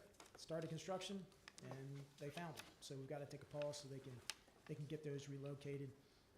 I think they're on schedule to relocate those this spring, and then construction can pick right back up from there. And hopefully be finished later this calendar year is the target out there. 115 at Harvest Point. This is connecting, I think it was mentioned earlier, Harvest Point up to the park entrance along 115. Everything's ready to go. We've just finished up utility relocation. It wasn't AT&T, I'll say that. It was another telecommunications one, but that one's finished up and ready to go. I don't know if have they let that for construction, or they're doing that in-house? Last week, so the contractor looks to start that about February. Yep, so that one will get underway here soon. Another one, same kind of timeline. This is out on Bud Henderson Road. So this is west of Vance, Gilead.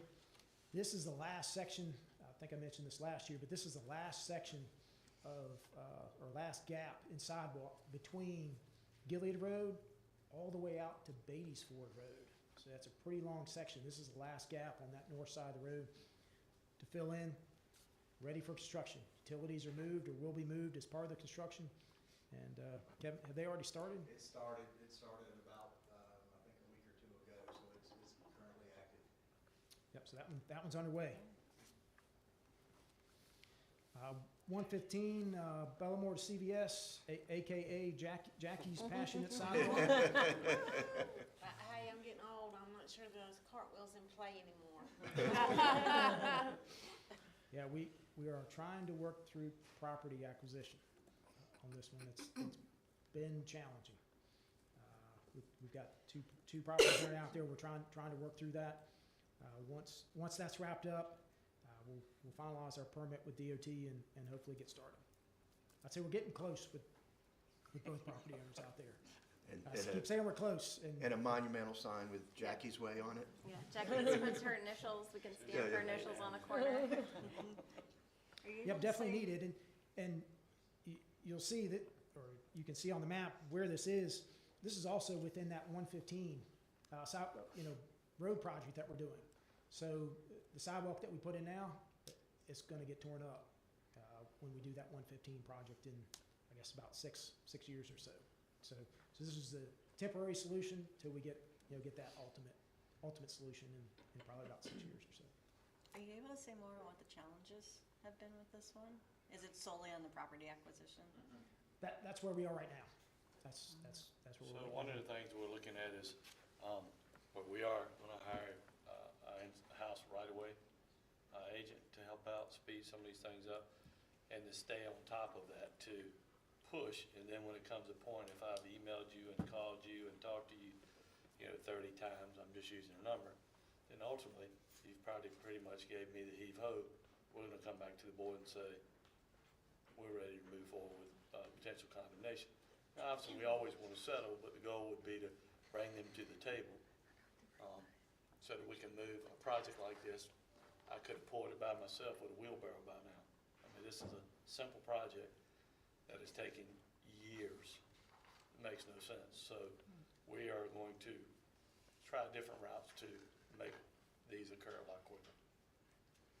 And this is likely like a 2-week project, Wow. It's a piece of cake. if we had the property. I mean, it's easy. So we're not gonna continue to let the property owners just drag along and not communicate. Eventually, we gotta do something, or else we'll never get it done. Yeah, and I continue, I mean, as Jackie has said before, I continue to see, because I drive that a lot, folks in wheelchairs going up and down that stretch on the road to other places. And it's just so dangerous every time I see it. Pushing a walker. In the road. Yep, definitely needed out there. Down on 115, kind of towards the southern part of town, a connection between the schools. Right now, there's a gap in sidewalk between the high school and the elementary school, probably to the same point as the last one. Pretty straightforward, simple project we're working on doing. We're in the right-of-way acquisition process now. That's going pretty well. Hopefully that's something that we can have ready for construction this summer. I don't think there's any utility relocation that's part of it. One of the few. You say woohoo, that's awesome. We don't have any utility relocation. So hopefully this one can get going this summer. Also, same kind of time frame. We're looking at the hawk signal down there at the high school. Trying to get that ready to go. We're working with the school right now to get the easement. Just takes time to go through their process. Hasn't been a bad experience at all. It's been good to work with them. Just takes time to get through the process. So hopefully this summer, that will be another one ready to go so that students can have a safer crossing there for start of school this fall. Will that Hawk system be similar to what they have on Catawba and Cornelius?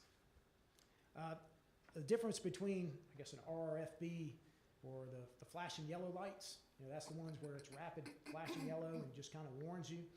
A hawk signal's different. That'll be the red lights that stop traffic. You have to, vehicles choose to see a red light, they're supposed to stop. So it will be different for that crossing versus the other ones are just warning systems letting folks know they're supposed to stop.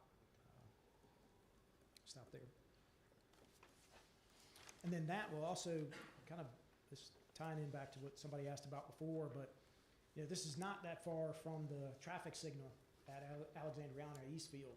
So this hawk signal will be tied in to that one to coordinate back and forth between those two signals. Another sidewalk project just getting started on.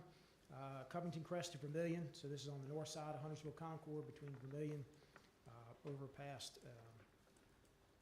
that development to Covington Crest where we had the other project. On the north side of the road, just getting started. Hopefully they'll be out there soon, getting survey on this one. On the other side of the street, same thing. Just trying to increase these sidewalk connections to get folks over more into town. Sidewalk gap here, same thing. Just getting started. Further down the street, same thing. Trying to make those connections along Huntersville Concord Road, so folks have a place to walk along Huntersville Concord. Now jumping over to 115, and this is kind of the start of another group of projects along, this time instead of Huntersville Concord, along 115. This is connecting between the Main Street project there, that's the southern roundabout, you can kind of see at the top of the screen, down to, I believe it's the Arden development that was recently completed. There's a gap in sidewalk there along the landscape business and another parcel there, so that those folks, those residents, can walk up into town. Again, just getting started, so probably a couple years out for delivery. Moving down the street, next section, so between Arden down to Monteith, the next subdivision down, just making that connection. Continuing down the street, same thing on the west side of the road, connecting that from there down to Bearhoff. I'll say we are with those three. We're breaking these projects into separate ones so that as each piece gets ready or each piece becomes ready to build, we can go ahead and go build that section. We're not waiting on all of them to be ready all at one time. You know, if there's to hang up either with property, utilities, with any one of them, rather than hold all of them up, we're breaking them into pieces so that individual pieces can go ahead and move forward once they're ready. Jumping down south of Bearhoff, kind of between the school and then down to Plum Creek, have another three projects. This section right here, it's super short.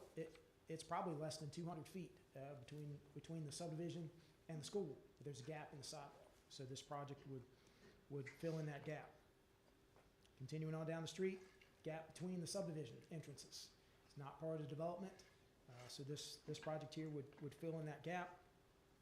And then finally, from that subdivision entrance down to Plum Creek, kind of finishing out that section.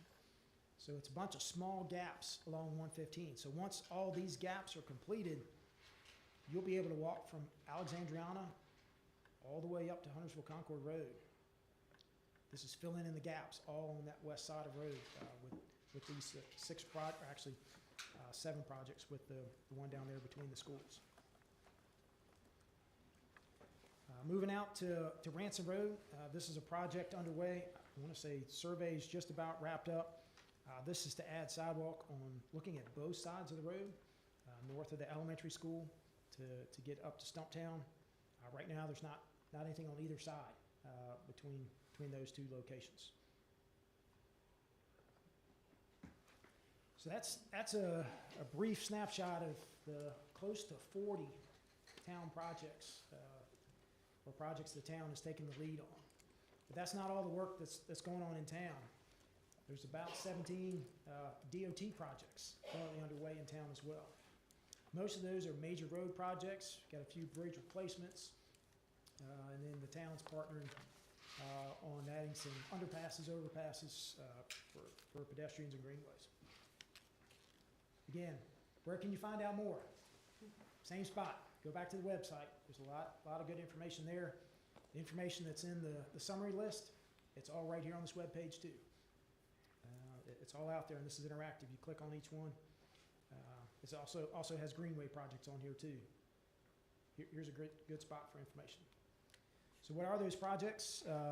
One was I guess, pedestrian enhancement. This was kind of I'll say a Band-Aid project to help folks out until 73 is widened, to add pedestrian accommodations at these two intersections. DOT's indicated that work is now complete. So there's pedestrian crossings across 73 for folks now to use. One that's getting close, 21 in Gilead, and then also at the interchange. You see the traffic pattern has changed out there. It's there, but they're not done. I mean, there's still some more work to do. I'd say hopefully later this year. I hope that they can be complete with everything. Do you have, can you talk a little bit more about what still needs to be done on that one? What they're still doing? Yeah, they still have some curb work, some drainage work to do down for our project, especially that Commerce Center to do out there. Asphalt lift. Yeah, more paving, more curb work, more work in the middle. That all has to be done out there. I was also wondering, so I still see, which, it's been a huge improvement. I mean, my spouse working at the hospital, like, the commute has improved tremendously, so I'm grateful for that.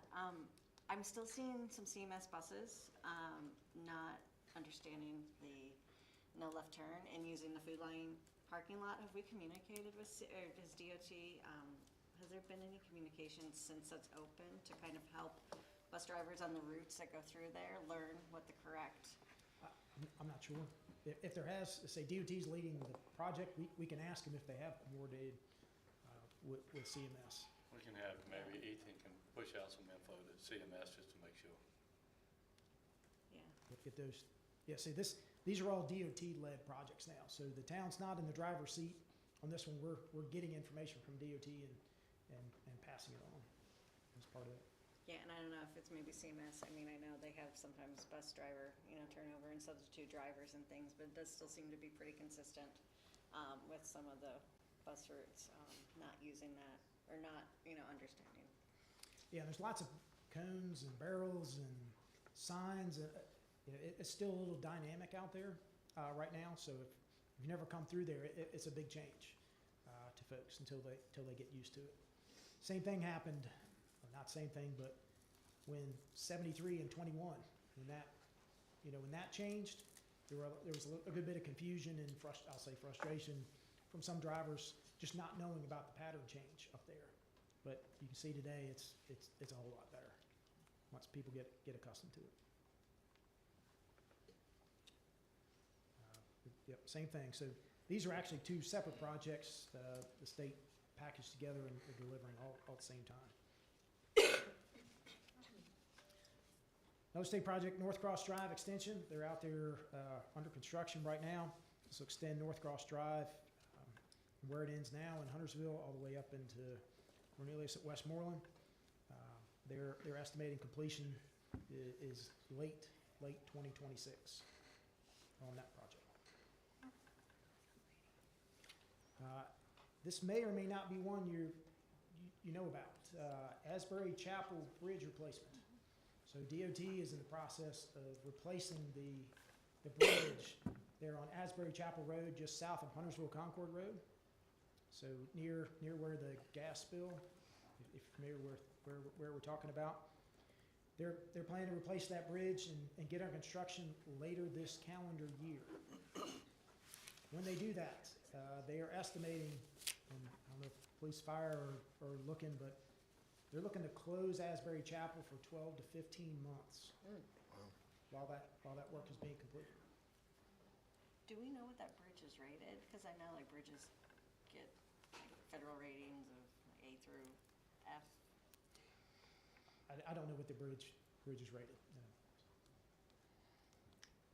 But they're going. So the old bridge will be taken out. Work with utilities to get those where they need to be, and put in a new one. And then people will be detoured around? Yeah, there'll be detour signs around.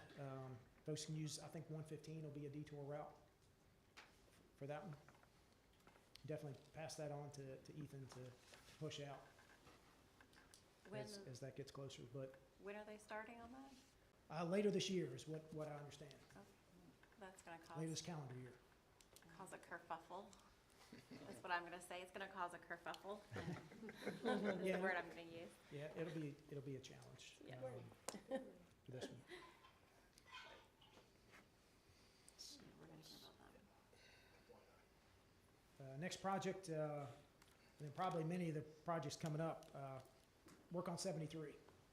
many different projects, all trying to achieve really the same thing. It's broken up into pieces. So there's a segment between 115 and Davidson Concord, and taking that 2-lane road, making it 4-lane divided. They're projecting this section will start in 2026 sometime. They're out there acquiring right-of-way at this time. Catawba Avenue, most of this project's in Cornelius, but the very, very southern portion of it is in Huntersville. Projecting to start on this project sometime in 2026. 20, you widen US 21 between Gilead and Holly Point. This is upgrading that section kind of where they're stopping down at the Gilead intersection project and taking it all the way up to 73. Projecting to start on this project, construction in 2027, and right now they're in that right-of-way acquisition and then moving into utility relocation for that project. 73 interchange, so they just did the Gilead interchange, now they're going to do the next one up at 73. This will be to add some bridges north and south to kind of divert folks. So if you don't need to get on 73, then you won't have to. There's additional connections north and south of 73 for traffic to have options. Projected start on construction on this one is sometime in 2026.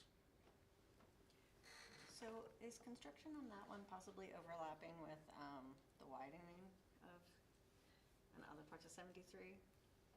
So the projects are all adjacent to one another.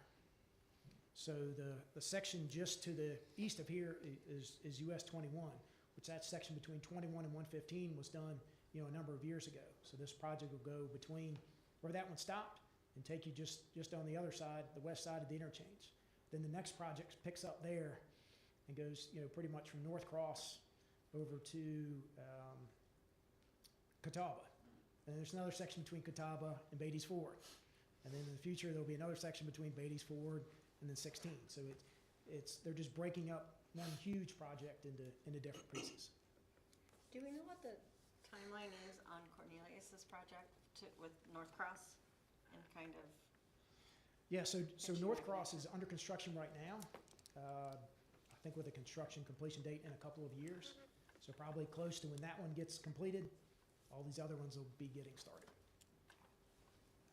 Hey, Stephen, split diamond layout, is something changing there on the bridge? I should say the center bridge, if we want to call it. Yeah, so you'll have extra bridges. So what that is, if I can get the pointer to. These lines don't do it justice in there. No, it doesn't. And try to show you the plans, it's a lot of. That's okay, don't worry about it. I saw Yeah. the word split diamond, because 23 is a diverging diamond, so I didn't know if they were getting rid of that ramp going to southbound 77, or I wasn't sure. So to go to 73, the ramp, so when you get off, so if you're traveling northbound, when you go to get off the interstate, you have a ramp. That ramp's gonna be pushed back south of there. And so when you get off, and say you're going over to 21 or Rich Hatchett area, you'll get off and be able to get over to 21 right there. You won't have to go up to 73 and then work your way back. So there'll be a bridge that connects over 77 there at Rich Hatchett. So you'll have the ability to get off and turn right to go to 21 or go left to get over to North Cross without having to go up to 73 and come back. And then on the north side, the same thing. There'll be a bridge before 73. So if you're going, say you're coming southbound on 77 and you want to go to Chick-fil-A or Lowe's, you don't have to go down to 73. You can come out and take another bridge. So there'll be a north there to come out. You can get off and go right there. You won't have to get on 73. And the intent is to unload some of that traffic that's on 73 right now. So if you try to force everybody down to 73, your project will get really big. So this is splitting or kind of spreading out that traffic load to not have so many people get to 73 that maybe aren't destined for right there. But the ramps coming off of 77 onto 73 all stay the same? Yeah. But you're not gonna be able to get off at 3 different points, right? Yeah, no, you'll get off at one point. Just talking about 77. Yeah, if you're on 77, you'll get off at one point, and then you'll have different spots to be able to turn Right. on that. It's, I don't know if you want to think about it more of like a frontage road, but not really. It's more of like an exit road. You'll have different options. You'll be able to get off just north of 73, at 73. And so you'll have more options. It's to spread out the traffic rather than focus it all right there at the end. Steven, are the plans online for that? If I go hit the website and I click on this project here, will it show me some of the design I think layout? DOT may still have their public hearing maps, which is a good kind of overall of what's going on. I don't know that DOT's detailed Updated, construction plans Cool. are on the website on that. Do we have links on our website to the DOT's projects? Yeah, I'm gonna look to Ethan on that one. I believe you do. I'm checking right now. Thank you. As mentioned before, 73, it's just broken into different segments. So there's a segment between Catawba and North Cross. They're currently requiring right-of-way for that with an estimated start in 2027. And then later on, that same timing will be the PED Bridge right there at Lindholm, same time. So DOT, we're partnering with DOT, so they'll deliver that at the same time as this section of project. And so this is already 4-lane divided. So they're going to 6-lane divided, adding more capacity in this area. Back out to the west side, again, going further out to the west between Davidson Concord and Poplar Tent. This project actually went on pause for a little bit. I think they had some issues to work through on that one. From what I understand, it's getting back underway. I'll guess the project schedule may get pushed out a little bit since it had to go on pause, but their current schedule has them starting sometime in 2028. Another bridge replacement, McCoy Bridge. So this is the bridge on McCoy just south of Gilead Road, kind of just south of where the Gilead Road West project will be. DOT is just starting on the design process to replace this bridge. Right now they have it scheduled to get started on construction in 2027 sometime, but they're just getting started on that redesign. I believe there's a greenway that's desired to go, I'm gonna look at Michael, there's a greenway that may be desired to go under that location. We'll need to coordinate with DOT to help achieve that. Same thing here. They'll have to cut off, obviously shut off that section, I would assume. Yeah, they'll probably close it. We don't know, they haven't done the design work yet, but yeah, this will probably be closed for a good period of time. I'm gonna guess at least 9 months, would be my guess, to do the replacement work.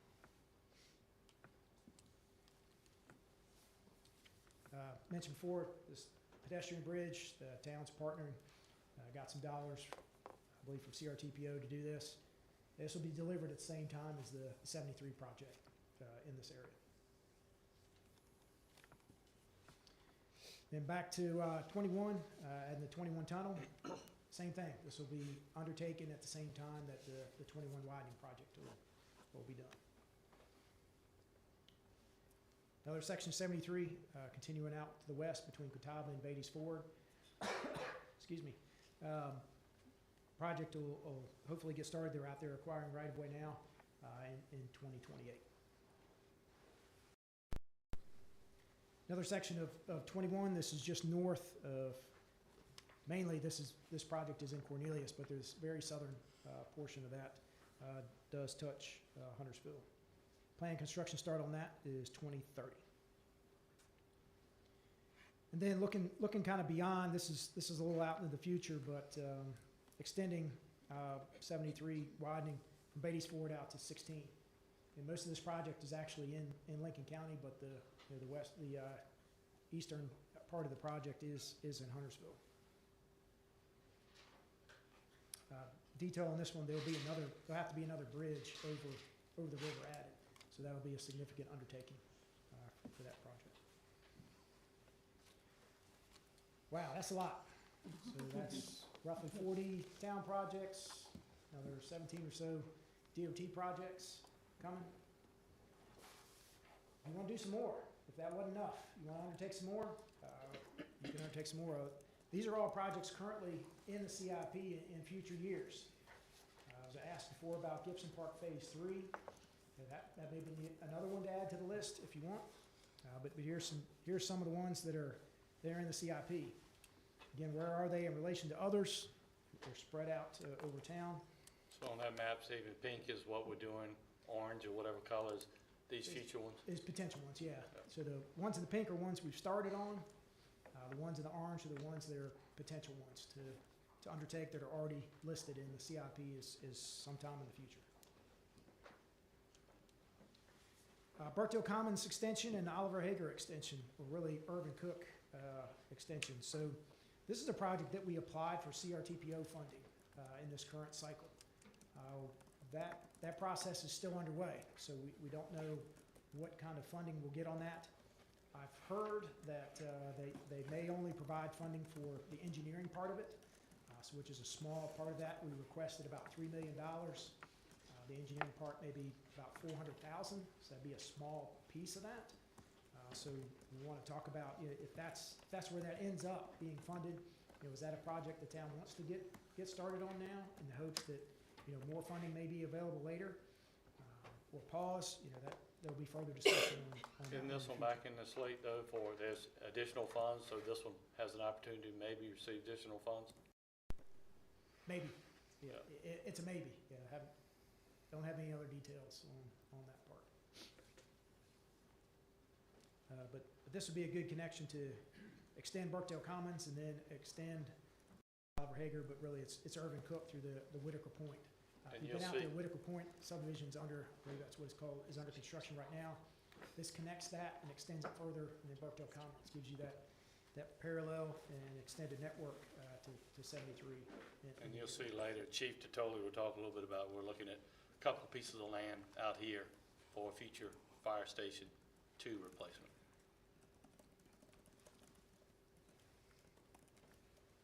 Another project, and this was kind of mentioned earlier about the RAISE grant, is extending Church Street between Delwood down to Holbrooks. This is a project that design is pretty much complete, and then we've kind of put a pause on for now. So if you want to pick that back up, or if RAISE grant, if that's something that gets moved forward, this would be one to look to pick back up and start on again. I have a question on that. Oh. Go for it, Commissioner. Within this design, is this still where, are we still potentially closing the entrance of Delwood within this, is this still the same design with this project? Yeah, we put the project on hold Right. a little over a year ago. The Stumptown Extension project is the one that has the railroad closings. This Okay. particular project by itself is just making the connection. Okay, So making the road connection and then adding multi-use path on that east side. And not a whole lot to go on the railroad side, so just multi-use path on the other side. The Stumptown Extension project's the one that has rail closing at Rama Church and then also at Delwood. now will Church Street be, I guess, a one-way, or would it be where you're? It'll be two-way, it'll be a two-way Street? two-way street, and go Okay. either direction. Yes, ma'am. I'm done. This actually might be a Bobby question, so, because I was taking a look a bit at the red lines with the new federal administration and the changes to that grant. And one thing I'm curious about, because I know we applied in the past and received some feedback. Do we have, because I'm looking at their application, like the red lines and the priority given to projects that are like highly recommended in the past, or there's like different categories. Do we? We were looking at that. Yeah. As of last Friday, the program name changed, so it's not RAISE anymore, it's BUILD, and I can't exactly recite that acronym since it's so fresh, but a new acronym, new purpose of the program.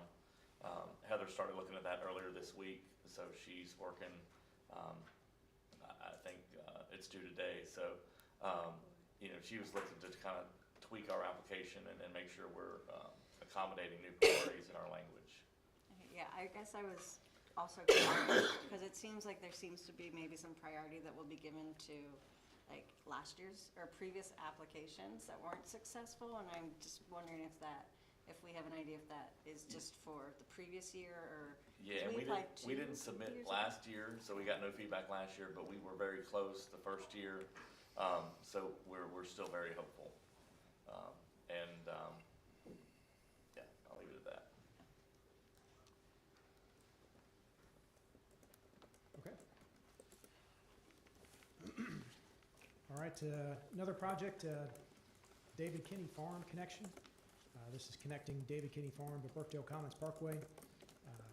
The design was mostly complete, but put on pause. I think the previous discussion was, pause it until maybe the 73 project got further along. That's another one. That's one you want to pick up or continue to pause and follow that same direction. That's another one currently in the CIP list as a future We will year. keep both of these on pause unless the board tells us otherwise. 73 just hadn't got any further along, so this one would stay on pause. Same thing with the Church Street connection until we get more direction on maybe the raised funds and direction from the board. Both of those will stay on pause. Will we be talking about that at some point as a board and telling you whether or not we want to unpause things today? I mean, if you choose to tell us now, I think what I would say on this David Kinney Farm is we're no further along on that section of 73. That section is actually 2028 or 9. Yeah, so 27 or 28, I think is the current schedule on most. So on this most of the particular sections. one, I would say, we'll be sitting in this room next year having the same conversation. Yeah. That's my opinion, because it's so far out. And then the Church Street connection, I would say, I think that's part of, we're going through that process with the community. I would not unfreeze that one yet either. Okay.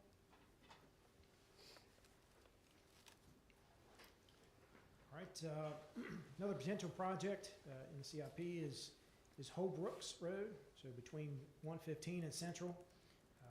Improving that section. It's a little tight right now. You've got more traffic coming out from, I believe it's Vermillion that has an entrance or two now on that section of road. So you've got increased traffic along the road there.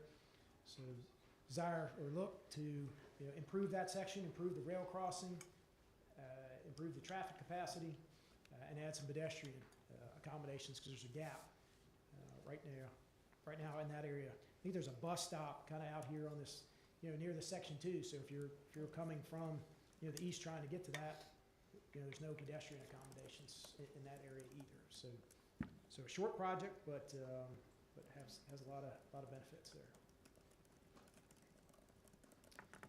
Another potential project is to realign Church Street to Walter Street. Talked earlier about improving Walters, improving Huntersville Concord Road. As part of the Main Street project, Church Street became right in, right out. So if you were on Church and trying to go west to Huntersville Concord Road, you couldn't get there. You have to turn right and go somewhere else and turn around, or head south to Gibson Park to get over there. So this project would realign those two streets. Stephen, we've got the other section of Walters that's getting ready to happen, and then we're looking at the curve there. Would it make sense, instead of doing those other two projects, the cones are up and we complete them, and then we start this, is this a good time to start this, or to do it all at once? Is there any economy of scales in doing it this way? I don't know about economy of scale, but if this is a project you want to do all at the same time, certainly can do that. Okay. So we have, I don't know what year's in the CIP. I have to look and see what year this one's in. Stephen, what's this one in? I don't recall.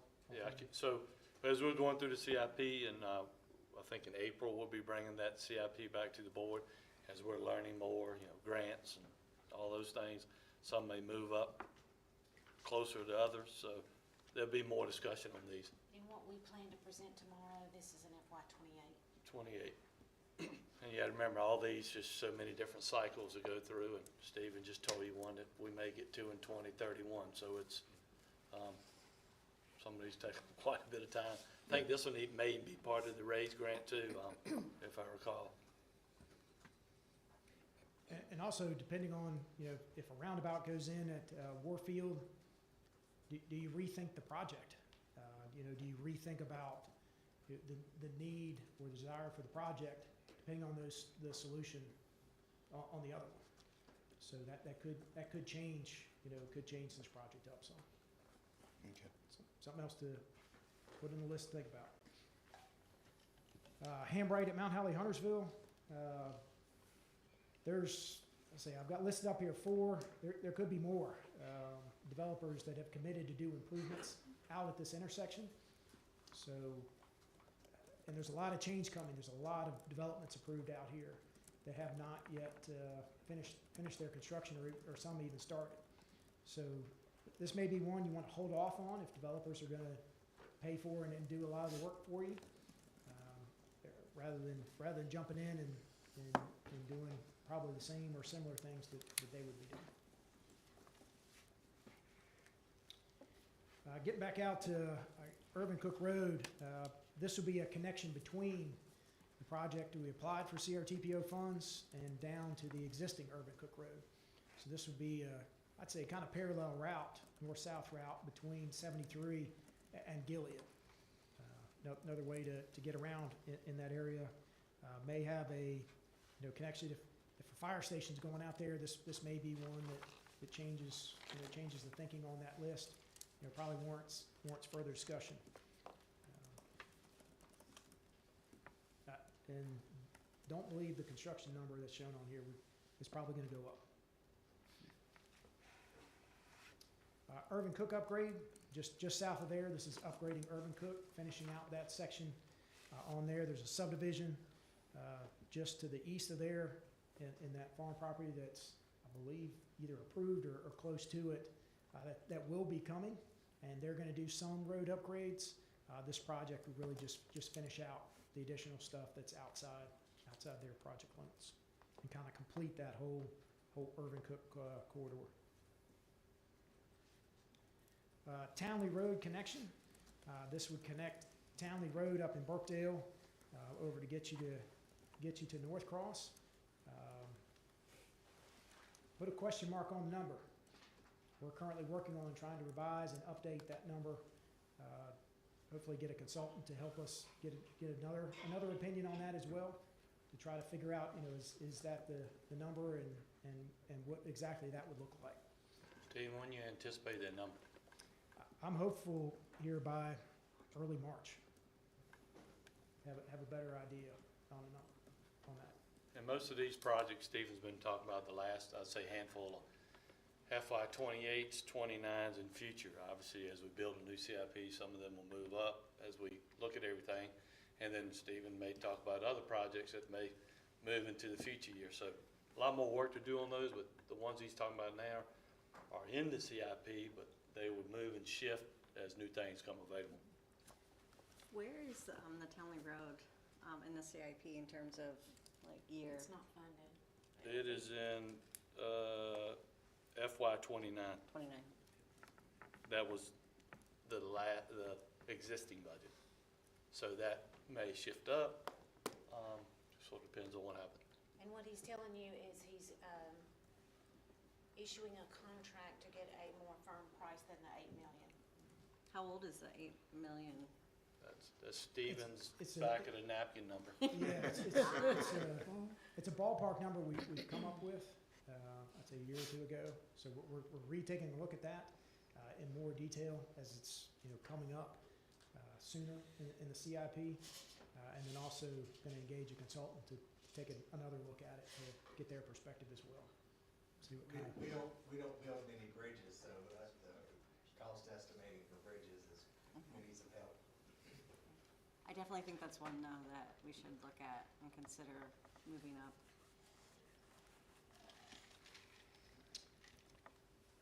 Another one in there, Greenway Street, between Watkins and 115. You've got the new development, the North State development that's right there, that's going to connect out to Greenway. So upgrading, kind of finishing that section out to 115 is this project. One that's not on the list, but there's been a decent amount of discussion recently is adding sidewalk out on Gilead Road, near Bradford Hill. There's been some discussion and some requests to get some connectivity to the Greenway.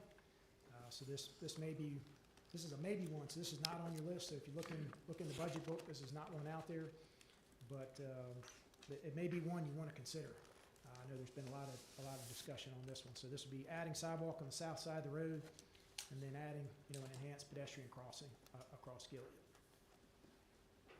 Yeah, this one will be added to the CIP. It's just a matter of when we move forward that as we get direction from the board, as we continue to fine tune the CIP. Steven, you finished on time, man. Yeah. That's because I gave you 20 minutes early, that's why. It's a lot. I'll say it's a lot. Yeah, And, budget on time. As mentioned earlier, land development reviews continue to go up. Projects, the complexity, the duration of all those continue to go up. We looked at, I hope, and I'll be asking for additional staff for both. Anthony mentioned about the right-of-way agent, trying to help, that's to help with the projects, help stay on top of the right-of-way, and hopefully get us through that process quicker. But that's the desire. The spring agenda is going to get very busy, and so any direction you want to give us before we formally bring back the CIP at the second meeting in April would be most appreciated, and then the budget's right after that in May, so. Break time, let's take a break. Can I ask 2 questions? Sorry. I know we all want to break. I want to break too. But and one of mine is kind of probably a multi-department question, because I know the GBTC there have been some discussions in the meetings on looking at priorities for multi-use paths. I was just curious, like, how that is being coordinated across departments. I would say we hope that all makes it in the mobility plan that we're gonna adopt, so that we're not laying a sidewalk where it needs to be a multi-purpose path. That's, I would say, have been some of the problems in the past. We get everything on one piece of paper, so that as we're moving road projects, greenway projects along, they all match. And we've developed a habit when we initiate a project, we have a multi-departmental sit down and discuss it. If we are already started on a project, we're kind of married to a plan already. And I'll say that one thing I forgot to mention, it's a good question. A lot of the new sidewalk projects we're just getting started on, we're gonna do those as multi-use paths. So while it says sidewalk, the sidewalk may be the same width as a multi-use path. So a lot of those newer ones, that's gonna be the target. Great. So a lot more coordination now. We'll have a plan in place that ties all these things into, sort of like the map you see that we've done in planning. All the departments have tied their projects together, not only for the public, but it's good for us too, so we'll make sure we're marching down the right path before it's too late. And then just the last thing that I had, and I think this is a Stephen question. I feel like sometimes, like in the past, we've been a bit reactionary with crosswalk requests. Has the town ever looked to be more, what's the word I'm looking for? Thank you. Yes. The opposite. We'll discuss that tomorrow as part of our Vision Zero. Okay, great. Then I'll hold. And we're anticipate that, so Stephen's already, we're gonna put in the budget this year more for these crosswalk enhancements, because that is coming more and more. We're doing more and more, so I think we've put in for at least 3 or 4 next year, I can't remember, but we talked about it earlier, so we anticipate more of those coming, with more schools, just more activity downtown, et cetera. Yeah, I would concur on that. We've been reactionary so far on those requests. That was not a criticism. Just It'd be great. Funds and people. Help be more proactive. Any other questions? We take a little small break, Yeah? eat some brownies, cookies, whatever. How much time you want, Anthony? I don't know if there's any in there, but 10, get you an ice cream. 15 minutes, 10 minutes? Sure. 10 minutes of work for you, 10, 15 minutes? All right. Yeah, the week Tuesday.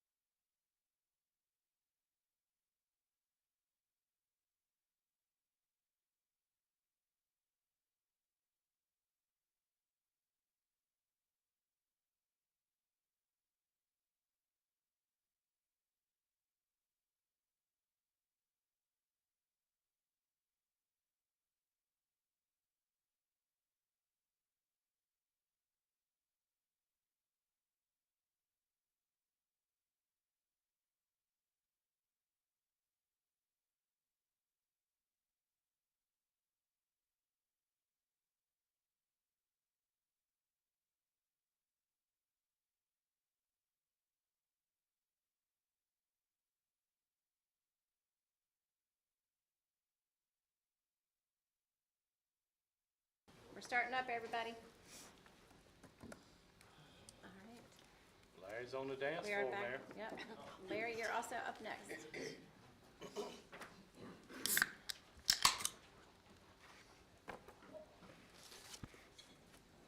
right, here we go.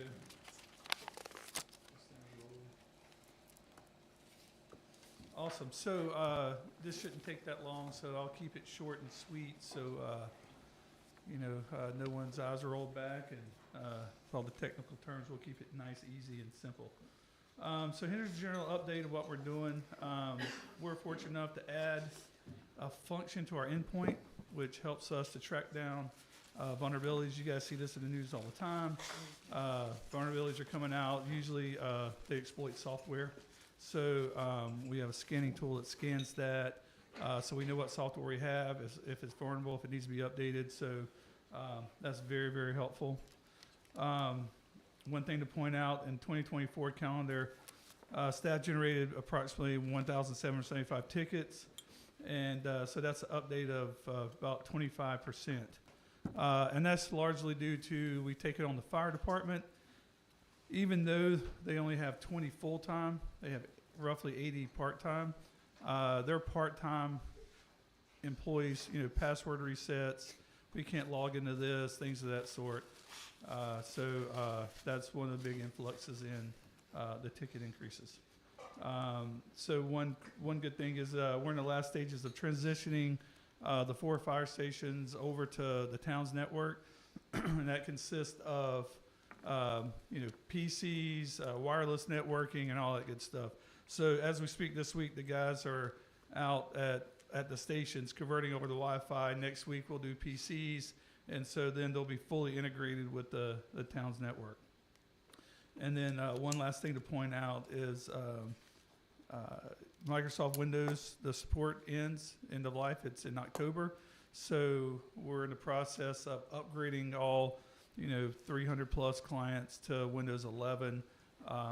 So we're still waiting on some stuff with, we work with CMPD. So some of the MDTs we have to kind of wait on because we're waiting on those guys to secure that and make sure everything's good to go with the KB Cops and the other stuff that we use with CMPD.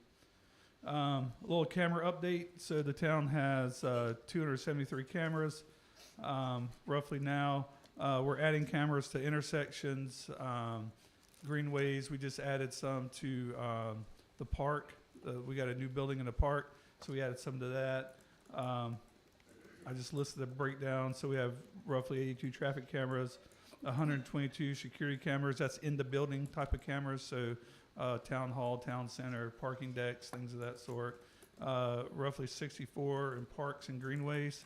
And then we have 5 license plate readers in that are Verkada, and then we have some. The PD has the flock cameras, which are roughly 20 of those, and Chief Graham will go into more detail about that.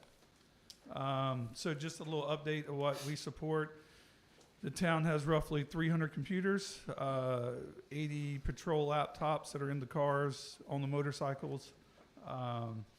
And then we also maintain, we have 40 plus servers for different reasons, backup appliances, firewalls, email filters.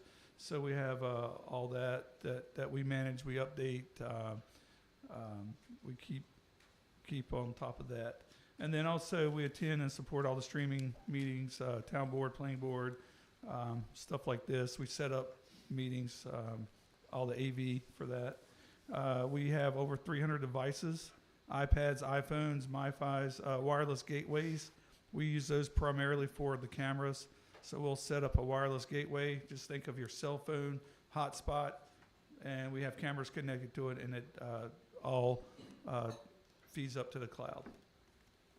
And then we maintain and support the town's telephone system, all the virtual meetings, meeting rooms like the rotunda, all the Zoom rooms, cybersecurity posture, end-user training, door access control, cameras, and for all the buildings. So that's pretty much sums it up. Larry, that Any last questions? bullet point, safe to say that you're in charge of deploying technology in the new building? Yeah, so one of our big tasks right now is with the new town hall.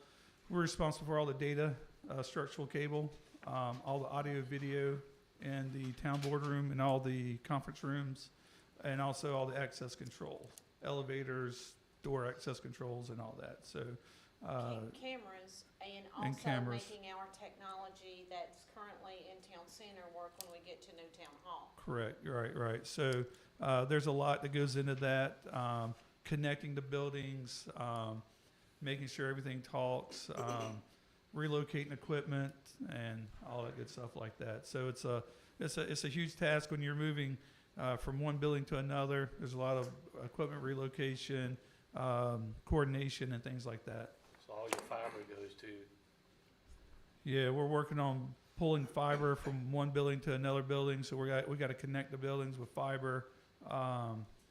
So, not to get in too much detail, but think of town center as the kind of the hub currently, and all the other buildings are connected to that building, to the town center. Spoken hub is what they consider that. But so we have to kind of transition from the town center and move stuff to the new town hall.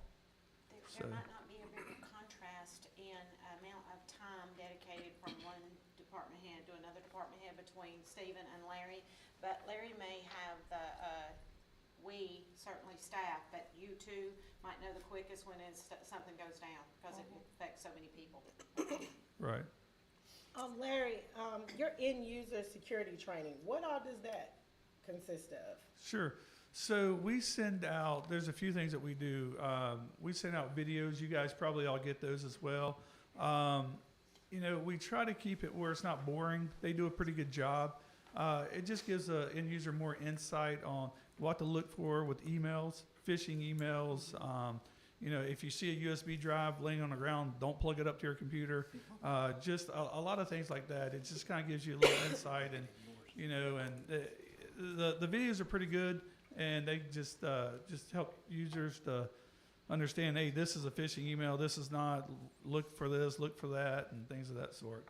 And we do what we can to block the stuff, but I mean, it's evolving every day. It's a battle every day that these guys are good, and now they use AI to help with the stuff, and they can make changes very quickly, and we're just constantly keeping up with that. Do board members get the training videos? They that do. we They do. And besides the training videos, is there I guess like a training where, like a web-based training for all of the employees where you may have to answer questions at the end or something like that, just to monitor or just to make sure that you understood what you were seeing on the videos? Yeah, there's security, at the end of those security trainings, there's a little, they ask you a couple of questions or something at the end of those. So they know what you comprehend, but it's one or two questions at the end of those they ask you. every now And and we then get you'll send metrics. out 2 phishing exercises just Okay. to Yes. see, is Anthony clicking on this, that, and the other? Right, And so we'll get those throughout the year okay. to be able to gauge, are we learning anything or not? Okay. Yeah, so we do those quarterly, not on point quarterly, but we have really good metrics, and it's a good comparison of when you see the people who do not watch the videos, right? So we know who watches them, who does not. And then the people who click on stuff, usually the people who are the clickers are the people who do not watch the videos. So there's a big contrast with that. So, we'd like to see a good push of the people who do not watch the videos, kind of, catch up, watch the videos, and it varies by department. It's not just one department. So there's a few here in each department we need to address. Any of them in this room? I'm not going to call out anybody. Yes, you'd be surprised the people that click on, people you would not expect, but yeah, Don't they throw me click on under the this. bus now, Larry. And why isn't this mandatory for, boss man's down here, Yeah, it's mandatory, but Larry doesn't supervise every person, so it's up to the director to discipline somebody who didn't do it. Larry was telling me the other day about a story where somebody clicked on something they shouldn't have. It happens. And so they deployed a spare PC so that person could still be productive, and when they deployed the spare PC, they clicked on it again. Right, Oh, dear. that happens more than you think. So. Was that Major Vaughn? Major Fauna. It was him. It was him. And like I said, like Jackie mentioned, we don't, I don't supervise the other people, but we try to communicate with the directors and say, hey, let's, these people are clicking, so. So there's a conversation with the supervisor when some of that stuff happens.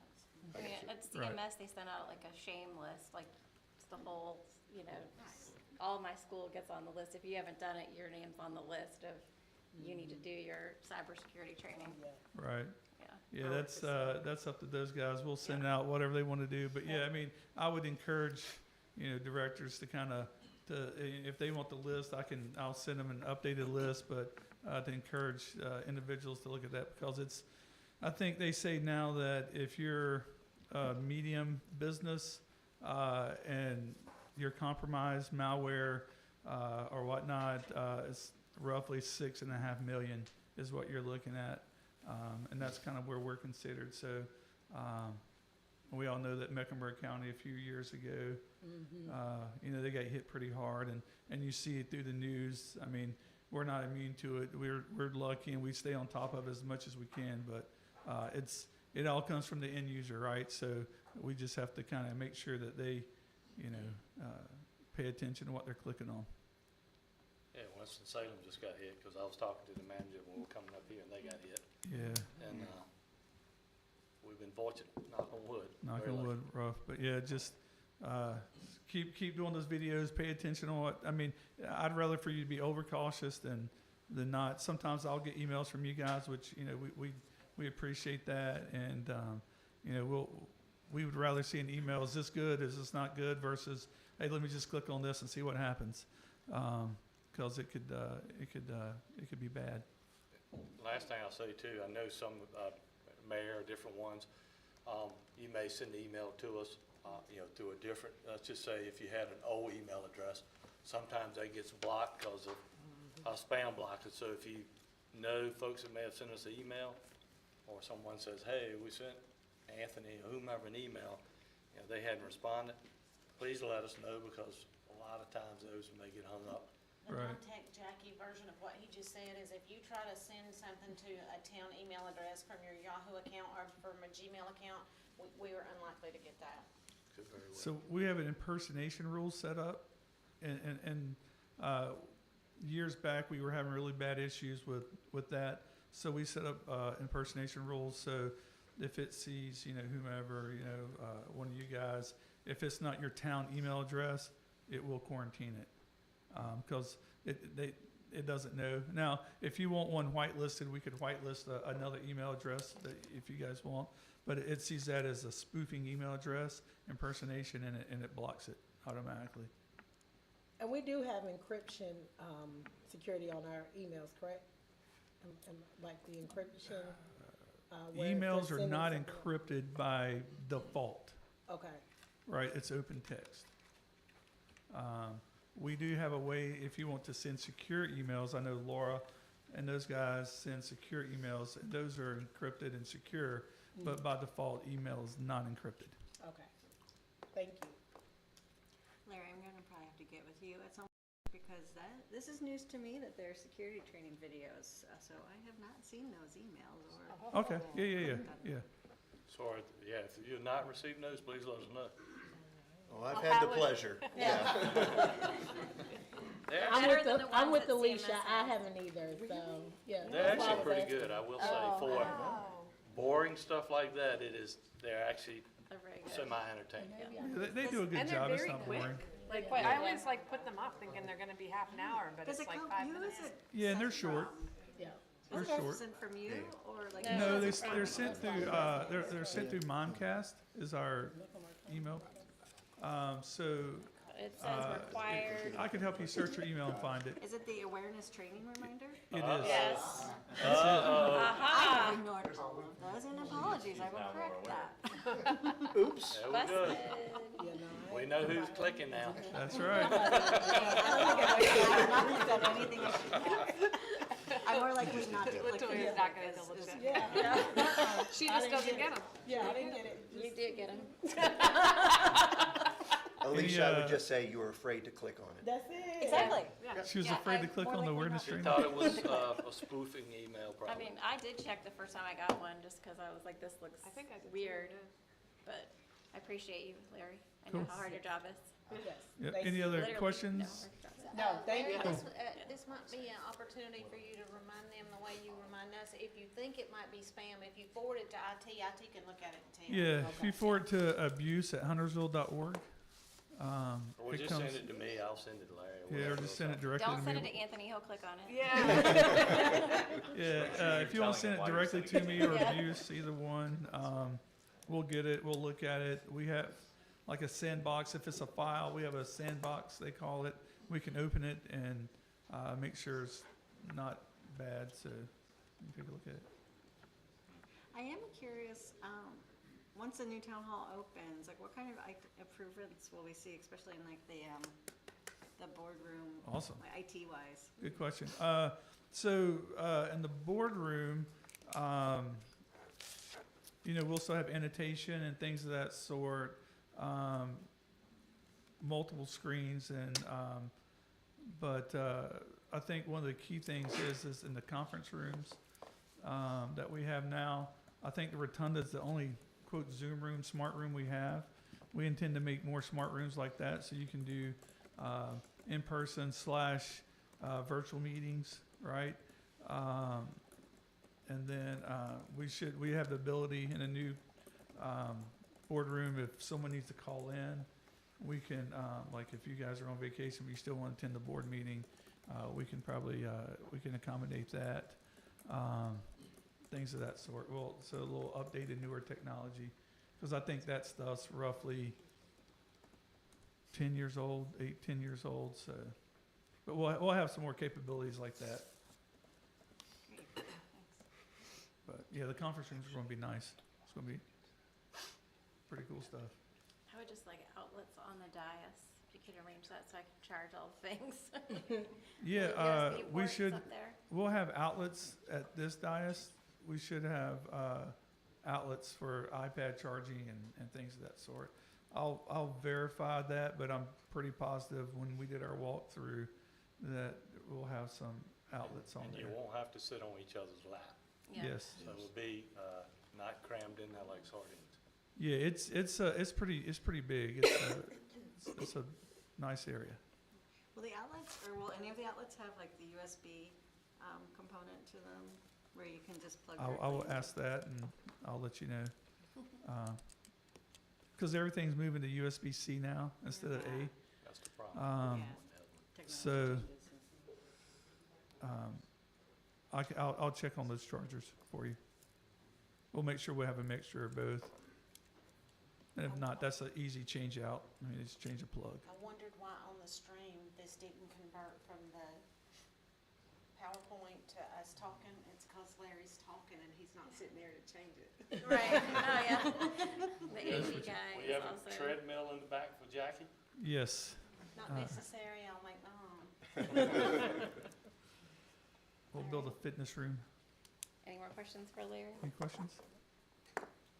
Thank you. All right, thank you, Larry. MJ, you're up.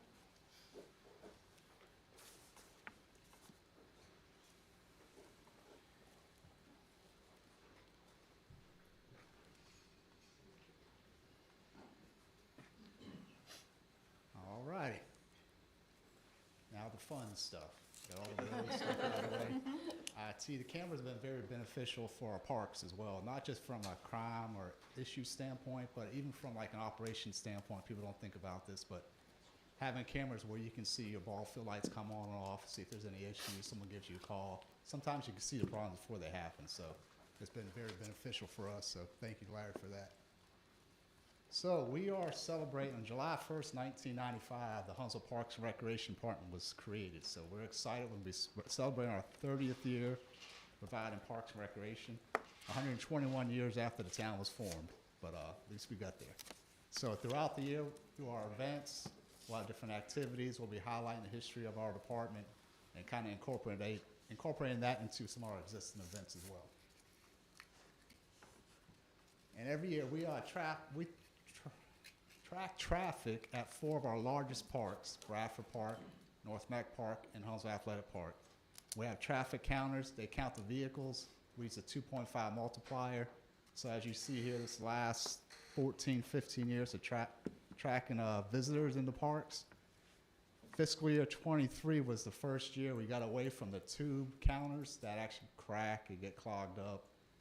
And obviously when we added the new counters that are more a sensor, the traffic went up dramatically. So comparison from 2010 to 2022, those are the exact same counters at the exact same parks.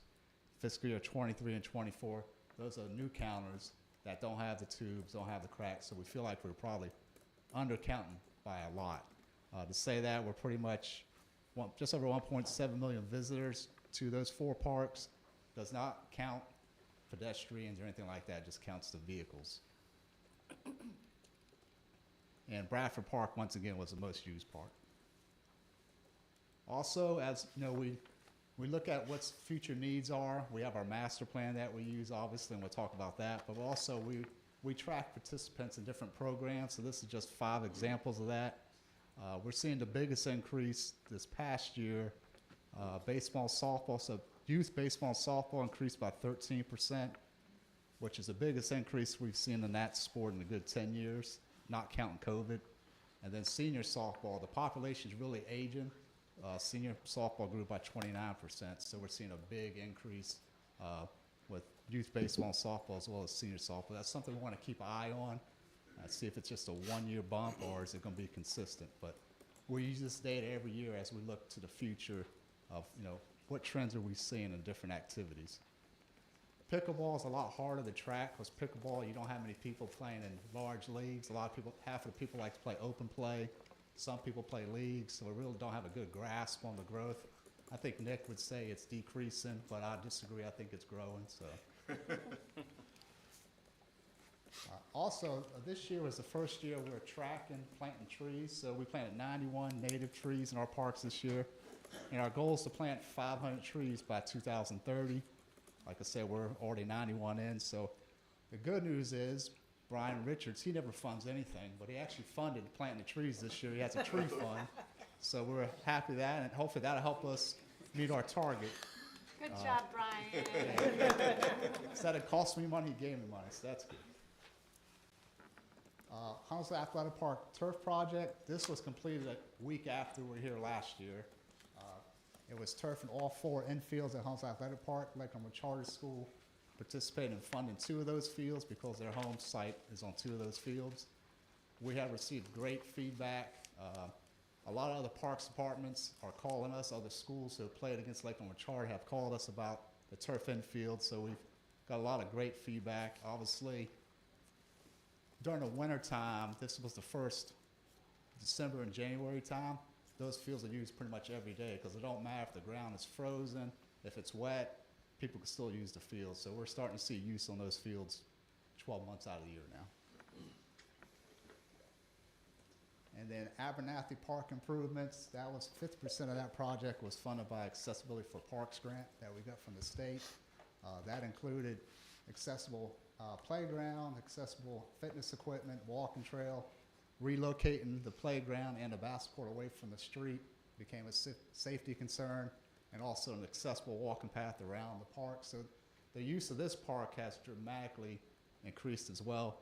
I get all the Google reviews for our parks, and one of the comments for this park was, it was stated this was a sad park, but now it's a wonderful park we use all the time. So it's getting a lot more use. People are enjoying those improvements. And finally, Huntsville opened its first splash pad at North Mac Park back in July. Splash pads typically open the end of May to the 1st of September for 10 hours a day. And the amount of use during that 10-hour period, I don't think that push button ever stopped. So the amount of use has been dramatic. Because you push the button, it runs for 5 minutes, it shuts off. It's like constant. It was never stopped. So we knew there was a need. People have been requesting for that amenity for a long time, and it's been delivered. So a lot of great feedback. And then Torrance Creek Trip number 2 Greenway. So this is a greenway the town participated by putting $300,000 towards the design. The actual project was close to 7 million. The Greenway Tunnel, so it was mid-October. We have not traffic counters, but we have cameras that Larry has. They're not the best for counting, but you can go through there in a 15-minute increments and go for a 24-hour period. It was over 1,300 trips on one day through that tunnel back in October. So, and it's still new, so as more things connect to this tunnel, you're going to see thousands of people using this tunnel. Michael, did you know that there are a few Hopewell students in the in their marching band that come on a regular basis to the tunnel just to sit and play music? Actually, they were there before the ribbon cutting. They were, Yes. and they go.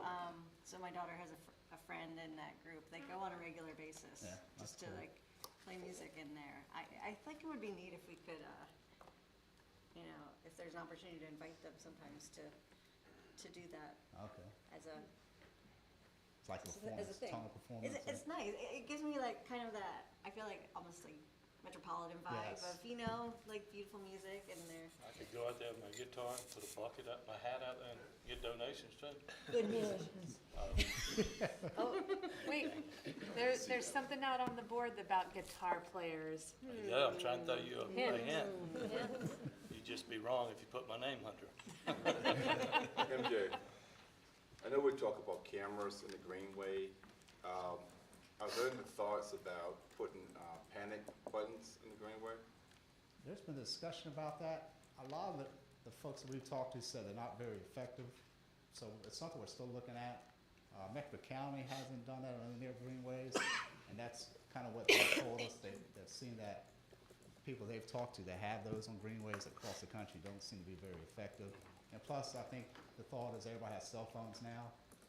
Instead you go out, or instead of you stopping when someone's chasing you, push a button. If you got a phone, you can probably just keep on running and call. So I think that's what the trend is, that this day and age, most people have cell phones. Well, and you'll see one of our goals that we added to the list, we'll discuss tomorrow, but the county could collaborate with us to add some signage on the greenways. So like if folks are concerned about something, they can share their location, right? Yeah.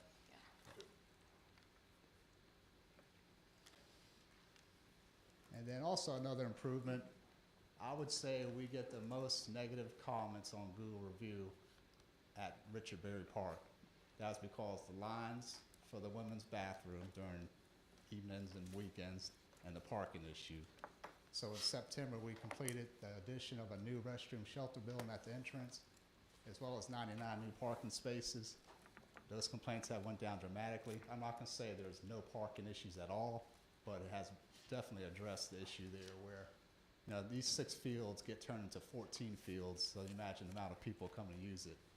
Once again, we got turf fields out here, so they're used year-round as well, but this has been a big improvement and has really helped the operation of this park and the users to actually access. And then our 2030 Parks and Rec Master Plan. So this is our system-wide master plan that was approved late 2020. You know, to the left, you'll see some of the key findings that we came across back then, which, like always, number one's greenways and hiking trails, playgrounds, natural play areas.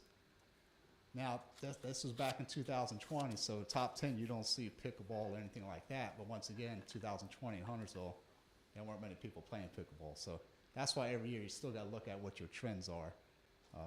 Also, back then, the common themes was can't get to the park nearby without driving. With all the greenways and connections and sidewalks that are being put in, you're definitely seeing a big change in that mindset. So it's always curious. We'll look at updating this plan every 5 to 7 years. So maybe in 2 years we'll update the plan. I would think you would see some of those comments would change from the standpoint of now providing more access to parks without getting your car.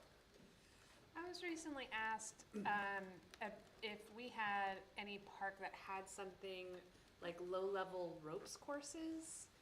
Yeah, we don't. I didn't think so. I'm not saying we have to consider it, but I thought it was an interesting idea if we have like a wooded area that has hikes and walking paths. I was thinking of the one that has that butterfly awning. Yeah, Rosedale. Like it might be cool in some place like that. I recommended that park, that I can't think of the name at the moment, but, Rosedale, thank you. Like Rosedale does have some natural and has a little fitness equipment. Yeah.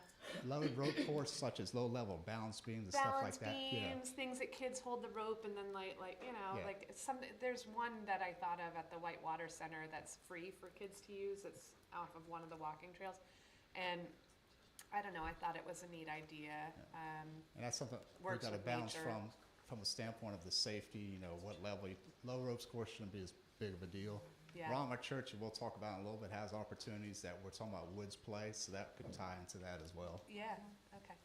Michael, before you leave this slide, will you speak to what some examples of indoor recreation space might be?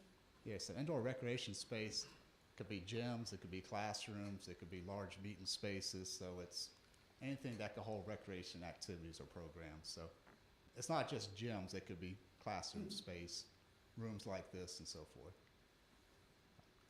And so to the right, you'll see a graph that says amenity types. It talks about currently what we have, and then all the way to the right says what new is needed by 2030. So we've been tracking the last couple of years. So in red is what's been completed since 2020, and blue is what is within current projects, and then green is within future projects not funded. So it's just good to look at that track to see how we're working towards it. So a lot of people develop a plan and never follow it, don't look at it. Every year we're looking at this, seeing how we are working towards that. I also want to highlight one of the biggest issues and the common themes. The second most common theme was lack of adequate parking at existing parks. We have added 352 parking spaces at existing parks in the last 4 years. So realizing these parks are heavily used and need to make sure we have enough parking. Current projects, so we got about 10 current projects. This doesn't include some small things like playground replacements, stuff like that we have going on, but these are some of the bigger ones. North Mac Park Greenway, y'all just approved the construction contract, 1 mile of Greenway that's going to connect to Hamptons, Harvest Point, and Highway 73 to North Mac Park. So construction should start in the next 30 days, so we're excited about that. That's really going to allow a lot more access to the houses that are so close to this park to have accessible access to the park. So once again, every park we have has parking issues. We hope this helps reduce the number of people having to drive to the park. And this should be completed by the end of the year. Lake Norman Charter Elementary School, so I guess it's been 2 or 3 years ago, the town board approved a joint use gym agreement with Lake Norman Charter, so it's under construction, anticipated to be open fall of 2026. And we are currently discussing adding 6 tennis courts that they are planning on building at the school now, which will have a slide that shows where those are located as well. Saved us a lot of money when we have joint use agreements like this for gym access. Pretty much, Lake Norman Charter uses our courts for free. We use their gyms for free. We don't have to pay for utilities. We don't have to pay for resurfacing the courts and so forth. So it's a good partnership for both groups. The Park Greenway, so that design is underway. We had a public input meeting about a month ago. The town committed $1.75 million, and CRTPO matched that. Approximately 1 mile. Kind of brings in the existing greenway that goes through Cedar Field, under McCoy, which the bridge was talked about earlier, so hopefully we can time that up with the greenway going under and into the park and connecting the businesses and apartments in the park as well. And then Lower McDowell, I think the next 2 are projects that Anthony helped with the county on getting the design and the construction moved up. So the town is paying for the design of the project, which is $1.8 million. And I'm hearing the construction cost on this one's getting close to 15 to 20 million. So typically 10 to 15% of the design cost. So the town is paying for the design. It helps speed up the county in funding the construction. So these 2 next projects probably wouldn't be happening right now if it wasn't for that partnership. So this one's 3.6 miles and goes from the existing Torrance Creek Greenway heading west towards Beatties Ford Road and goes just past Beatties Ford Road. Don't have a time frame on when construction would start. They're still in the design process. And then same thing with this project, town put in funding to speed up South Prong and Clark Creek. Currently in design, approximately 3 miles. For North Church Street down to Asbury Chapel Road, we committed 1.5 million. The county has committed to fund the construction. Once again, as you get further down the design, we have a better idea of time of construction, so we don't really have dates on that quite yet. Waymer Park Splash Pad, so that was funded this year. We're getting really close to start submitting that for permitting. We did have a little public input meeting at the shelter a couple months ago, just to get a little bit of feedback. The one thing we talked about is North Mac Park and Waymer Park. We wanted some of those features to be able to swap out from year to year so it doesn't feel like the same splash pad. And so the community gave us some feedback on what animal spray features they wanted. So the ones circled, the ones that were the top vote getters. We also heard back, so the picture to the bottom shows these flowers. Those are shade structures. Those look nice, and we heard a lot of feedback, that looks nice, that's all cute, but doesn't provide much shade. So they asked us, well, how about you just try to cover the whole shade structure? So to the left, you'll see an example. That's not exactly what we'll be doing. So we're going to use as an alternate when we go to bid. We'll have an alternate for a shade structure that covers the whole thing, or the ones like this. In the end, I think it would make sense to cover the whole thing, and so we'll look at that cost, and we'll break out that cost to see if it's a benefit of doing that, provide more shade. Hope to start construction this summer. Is there could there be an in-between option where it's not a full tent-like shade, but those really large place where you still get most of the same shade coverage, but you don't have it so enclosed? So actually, Monday they sent me another example. It's more like of a sail, so it's flatter. It has little gaps on it. It's like those sail covers, so it covers the same area. But this right here doesn't look too good. What they sent me looks a lot better than what you see here. But yeah, it's a whole lot different than that. So yeah, so there's different options we're looking at. This is completely a county project. They got some federal dollars for improvements at Waymer Park, expanding the parking lot, turning the tennis court into 4 pickleball, a new all-accessible playground, and some other lawn games, bocce courts, shuffleboard courts for the senior area. So they're hoping to start this summer is their plan.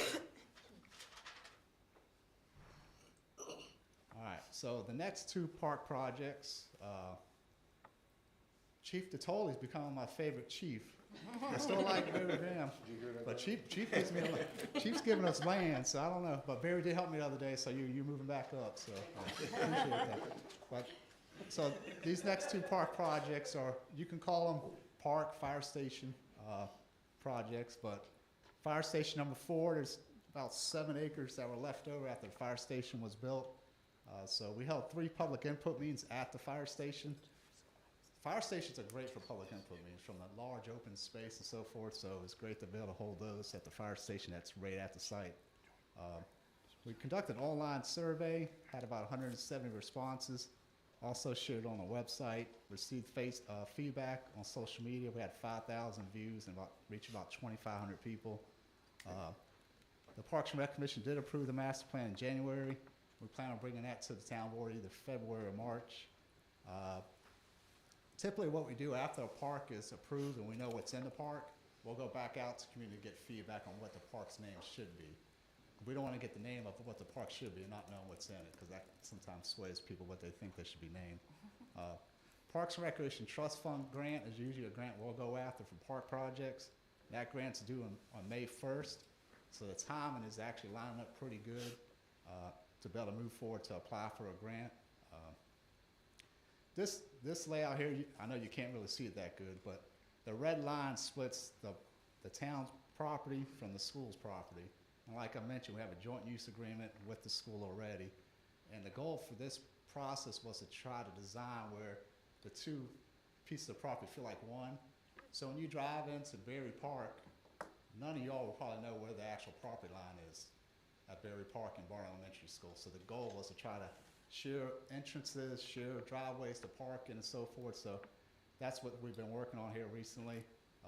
So basically, if you drive into Richard Berry Park, half of that parking lot looks like the park's parking lot. Half of it's on school property, the other half's on the park property.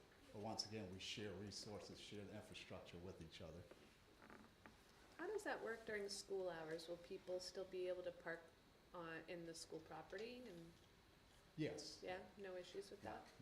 Now, if you're gonna use Richard Berry Park, now it's a little bit easier now. Richard Berry Park, you're going during school pickup, but now you have that parking at the top, so you can actually park and walk down there, but there's still ways to get down, but it does start stacking up at Richard Berry. Now here, you would be able to access, our parking will be separate from the school parking. So their pickup will not actually stack into our parking on this site. So it's a little different. This will be better than that site. Okay. Michael, I remember a few years ago when I was on Parks and Rec, there were some questions about possible opportunities for skate parks. And I think like either the county or the city of Charlotte is doing something recently. Has the skate park been in any of the conversations around like the new parks, or do you feel like there's opportunity to meet that need? We haven't had much feedback on the need of a skate park, so we haven't really heard that. So we haven't really looked at it because we really haven't heard much feedback on the need. So I'm hearing the folks that I've heard that want a skate park should contact. Okay. Yeah, weigh in on the survey, yeah. Weigh in on the survey. Is the survey still up? What's that? Is the survey still active? This one, actually, we probably shut this one down because the PRC have already made a recommendation. Once again, we can still get feedback before it comes to you and look at, where do you put it? That's going to be challenging here. This site's so small. And what we're also trying to do here is we're trying to preserve as much of the woods as possible. So everything, well, let me go to the next slide. So Michael, is there opportunity maybe on some of the big county parks that are coming up that possibly too that could do that? Yeah, Bradford Park, actually Bradford's Park Master Plan does show a skate park, but there's no fun in it. We'll talk a little bit about Bradford, but that does show a skate park. Where you're not as close to houses, the noise and so forth, maybe not, but then again, typically you want a larger site, unless it's in your urban core. But this is just a zoom in. Actually, let me go back. We'll do this first. All right, so the feedback, what we heard, so from an amenity standpoint, obviously everybody says you need to have restroom facilities, got to have that. We did have a lot of comments about bike trails. This site's not very big, but there's an opportunity to have trails on the school property. So the school is open to potentially linking our trails to their trails. What makes it a little bit longer, it still will be a short mountain bike trail. It wouldn't be like North Mac Park. So the site itself doesn't lend it to be very good for mountain bike trails. Playgrounds, walking trails, pickleball and tennis courts, covered shelter, splash pad, pollinated garden. So there was the top 5 or 6 amenities we heard. We also had questions related to trade-offs, meaning, okay, would you want more of this or you want to preserve more of that? All of them are pretty level. This is the only question that was definitely one-sided. The future of the park only has so much space to accommodate desired park amenities. So the question was, should we put as many amenities in there as possible, or would you rather try to preserve as much of the tree canopy? So 82% felt like it was more important to preserve the natural slopes and tree canopy versus developing as many park elements as possible. So that's always the trade-off when you're developing a park. You're trying to preserve more space, well, that's less amenities you can get in there depending on what you're doing. So we just wanted to make sure we heard that from the community. And then the comments to the writers, just some of the comments we received, once again, about trees. Some people don't think it should be built here. They're concerned about the traffic because of the 2 new schools. Once again, our peak hours aren't usually the same time as school peak hours. And also, if this is not a massive, if this was a Bradford Park or a Richard Berry Park, also it'd be a lot more traffic. This is a small neighborhood park, so it's not going to generate a lot of traffic like others do. But some people just feel like it shouldn't be built because of the schools coming. Mountain bike trails, like I mentioned, a lot of people talk about mountain bike trails, but this park is real small to be able to get that in. We also heard a lot about crosswalks and sidewalks getting access, and we've got sidewalk projects coming, so that's good news, but also having a crosswalk from Cedarfield to actually get to the park is going to be a big deal. So as we look at that intersection improvement, when you look at doing some crosswalks there as well. And this is just a zoomed in, so you can kind of see a little bit more of the park amenities. So when you come into the park, to your left, it would be the open lawn area, some walking trails. As you come further into the park, you'll have a splash pad, playground with shelter building. And then we're showing 4 pickleball courts. And then we're showing a natural surface trail to the back, so all that area with the woods, we're preserving the woods in the back area, as well as another shelter. And then you can see as you go to the south, past the red line, that is where that trail is getting on the charter school's property. That's the opportunity to continue to go back into their property. I'll go. Well, it's kind of hard to see, but all the green to the back of the charter school's property could be trails, and the charter school is open to that idea. And then also, that's 2 of the tennis courts, the other 4 are further back. So we're looking at amending our agreement with the charter school to add those 6 tennis courts. We, definitely a need for tennis courts. So here you can tell, so to the left is the entrance to the charter school, and they come and do their drop off, and then their line will come out to our driveway. So the goal is to have one driveway on the park entrance and not have it so close to where the original school driveway was going to be. So that's part of that discussion with NCDOT on how to make that work. So we're kind of going through that process. But parking is connected. Evenings and weekends, we can use the school's parking lot, not only for the gym, but we can use it for the park as well. So from the standpoint of access and use, the good thing is the splash pad is only open during the summertime. So once again, if we got a lot more traffic during the summer, because now the splash pad's being used, there's plenty of parking to address the parking for that. We also talked about, there was concerns about the noise from pickleball courts. So originally the pickleball courts were further to the south. We had a public input meeting. We moved those pickleball courts to the center of the property, keeping that tree buffer to the south. And so we feel like it's a good spot where we have it over 400 feet from any houses. And that's typically the target, 300 to 400 feet away from houses. So we feel like we did that.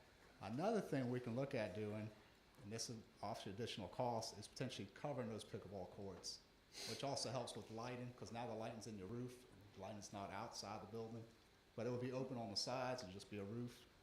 So that's another option that we're looking at, and getting some cost estimates on what is additional cost to cover the pickleball courts.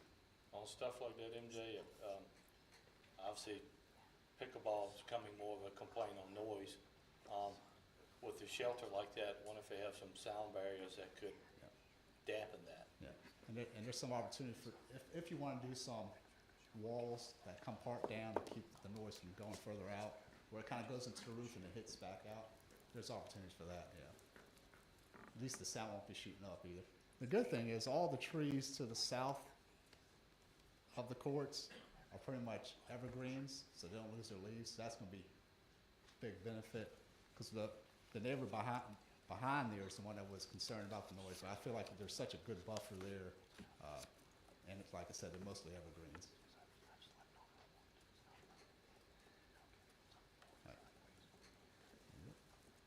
Any questions about fire station number 4 part? This might be a Brian question, and Brian, you and I talked about this, but when do we, at what point in this process, this planning process, do we talk about the crosswalk and like? Now. Now? Yeah, we're discussing that with DOT. Yeah, okay. You can see up there, see on the lines on the road, it's hard to see, but at the very top. Do we think that there's possibility for a stoplight, or because in preparation for the future of the extra traffic on this street, or do we think it'll? I would think we'll speak on that one. Sorry, what was it? Stoplight at Stratton Farm, so the park and We everything. wouldn't put in just a stoplight, you'd wanna go into, always right about that one. No, I don't know if I heard you correctly. You wouldn't put in just a stoplight, you'd wanna go like 2, so. Oh, gotcha. Oh, Stephen. There, you better record Stephen's that. dry humor. Stephen just told us. I know. He let his hair down. We knew he could do it. Larry, record that. We might need to pause for a minute. That was a big moment. Good one, Okay, too. see, We gotta coordinate with the state, as I said, we just had a kind of initial discussion meeting with them earlier this week on what all this could look like. In coordination with the school, the state has a consultant that looks at their school traffic, and they're engaging them to take a look at this intersection. You have school, park, everything right there, and then another school down the street that may come online, so they're gonna take a look at this intersection, and Okay, we'll have to coordinate some more, we'll be meeting. okay. Yeah, my neighborhood is a Cedarfield neighborhood, and we have lots of neighbors that are asking me about it, so just if you could keep me up to date, just so that I know what the discussion is looking like, that would be helpful. Can we, I wasn't here when the land was originally purchased for Station 4, but Chief DeToley was. So can you speak to the amount of acreage there and what the original intent was? So probably 10 years ago, probably at least 10 years ago, right? Because it was built in 2017, so I'm guessing 2014. We wanted somewhere where we could build a training facility. So this goes into how CPCC's project is probably even more important.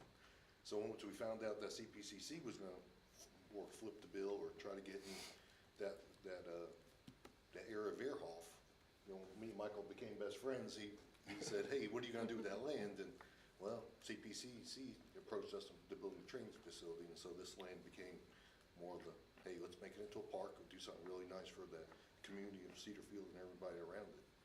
So that's what this original plot of land was for. It's so big anyway, because we only needed a couple acres for the fire station, but the rest was going to be a fire station / training facility.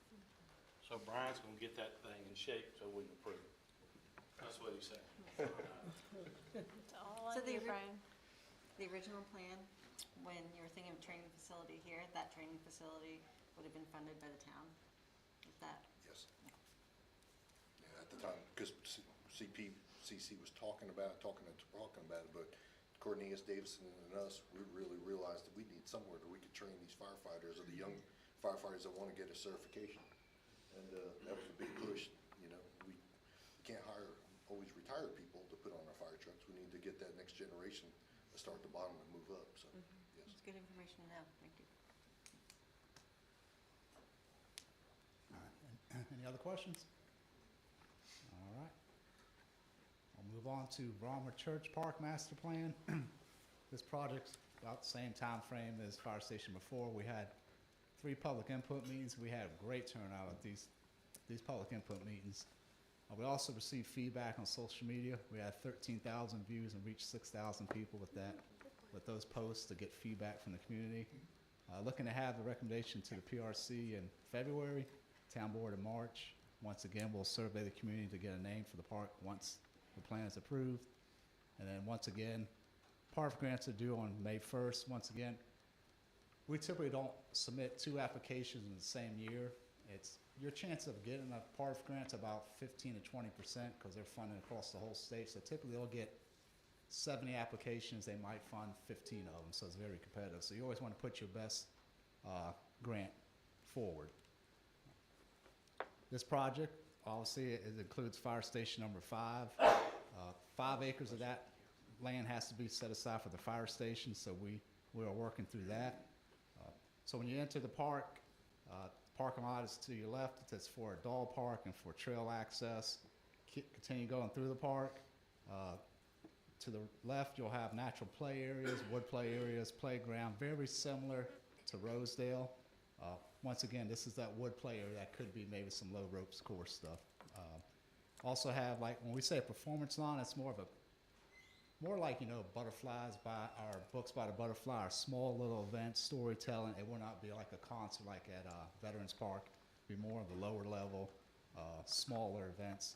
And then once again, more open, multi-purpose lawn, more walking trails, beginner's mountain bike trail, combination of paved trails, natural trails. So we're getting almost 2 miles of trails in this park, which is pretty good for the size of this piece of property.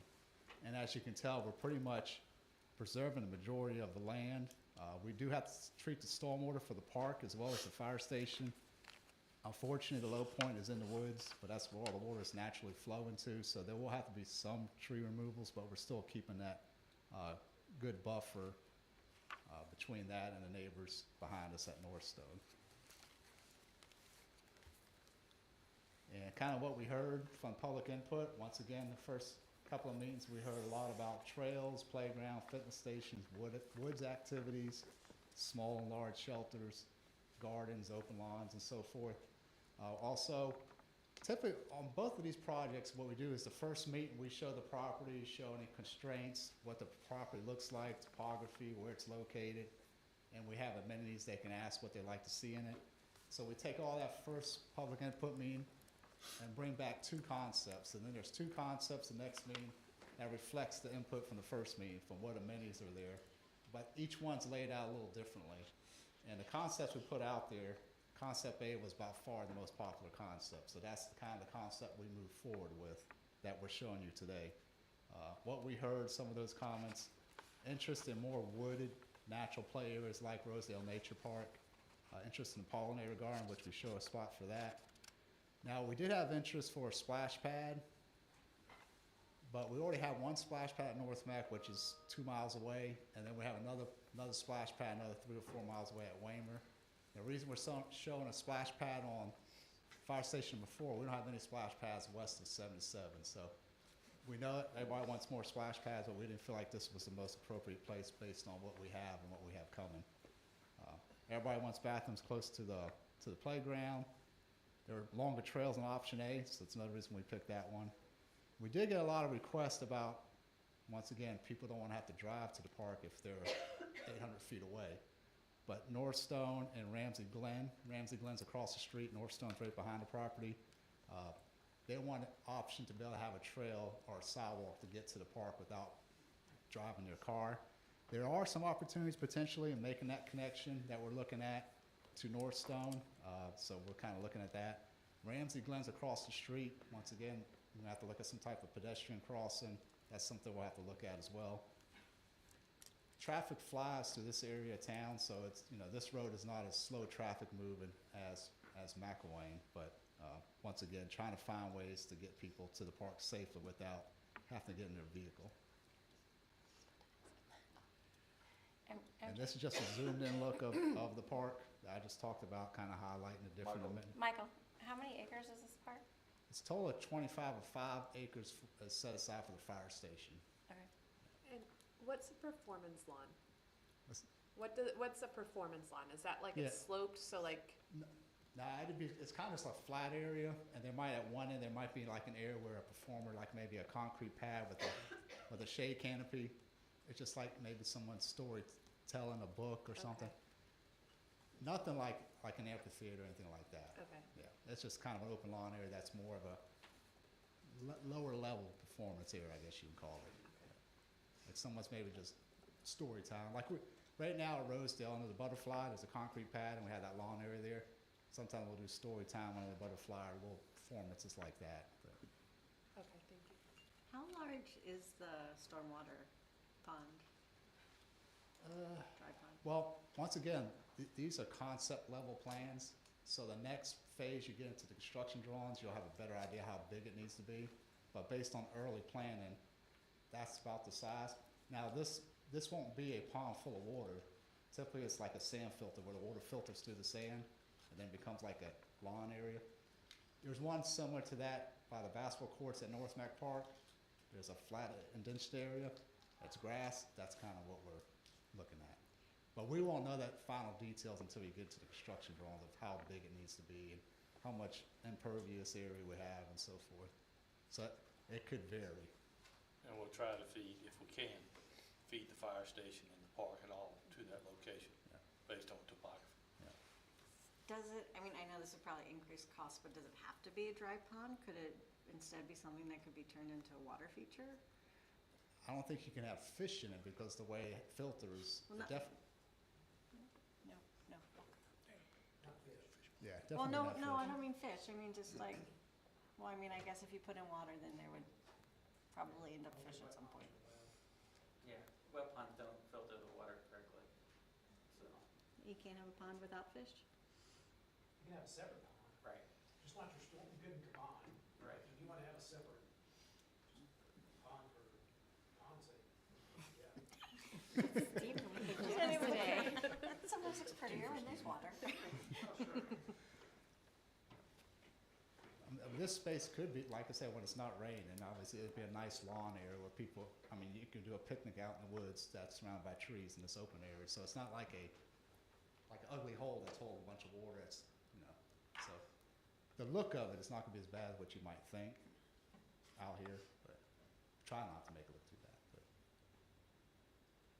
Before we leave discussion of the 2 fire station parks, let me give you a preview of likely coming attractions. Budget is as much art as science, it really is. If you look in your CIP, in the budget document we produced in '25, we had 2 parks, Station 4 and 5, tracking similar timelines at similar cost.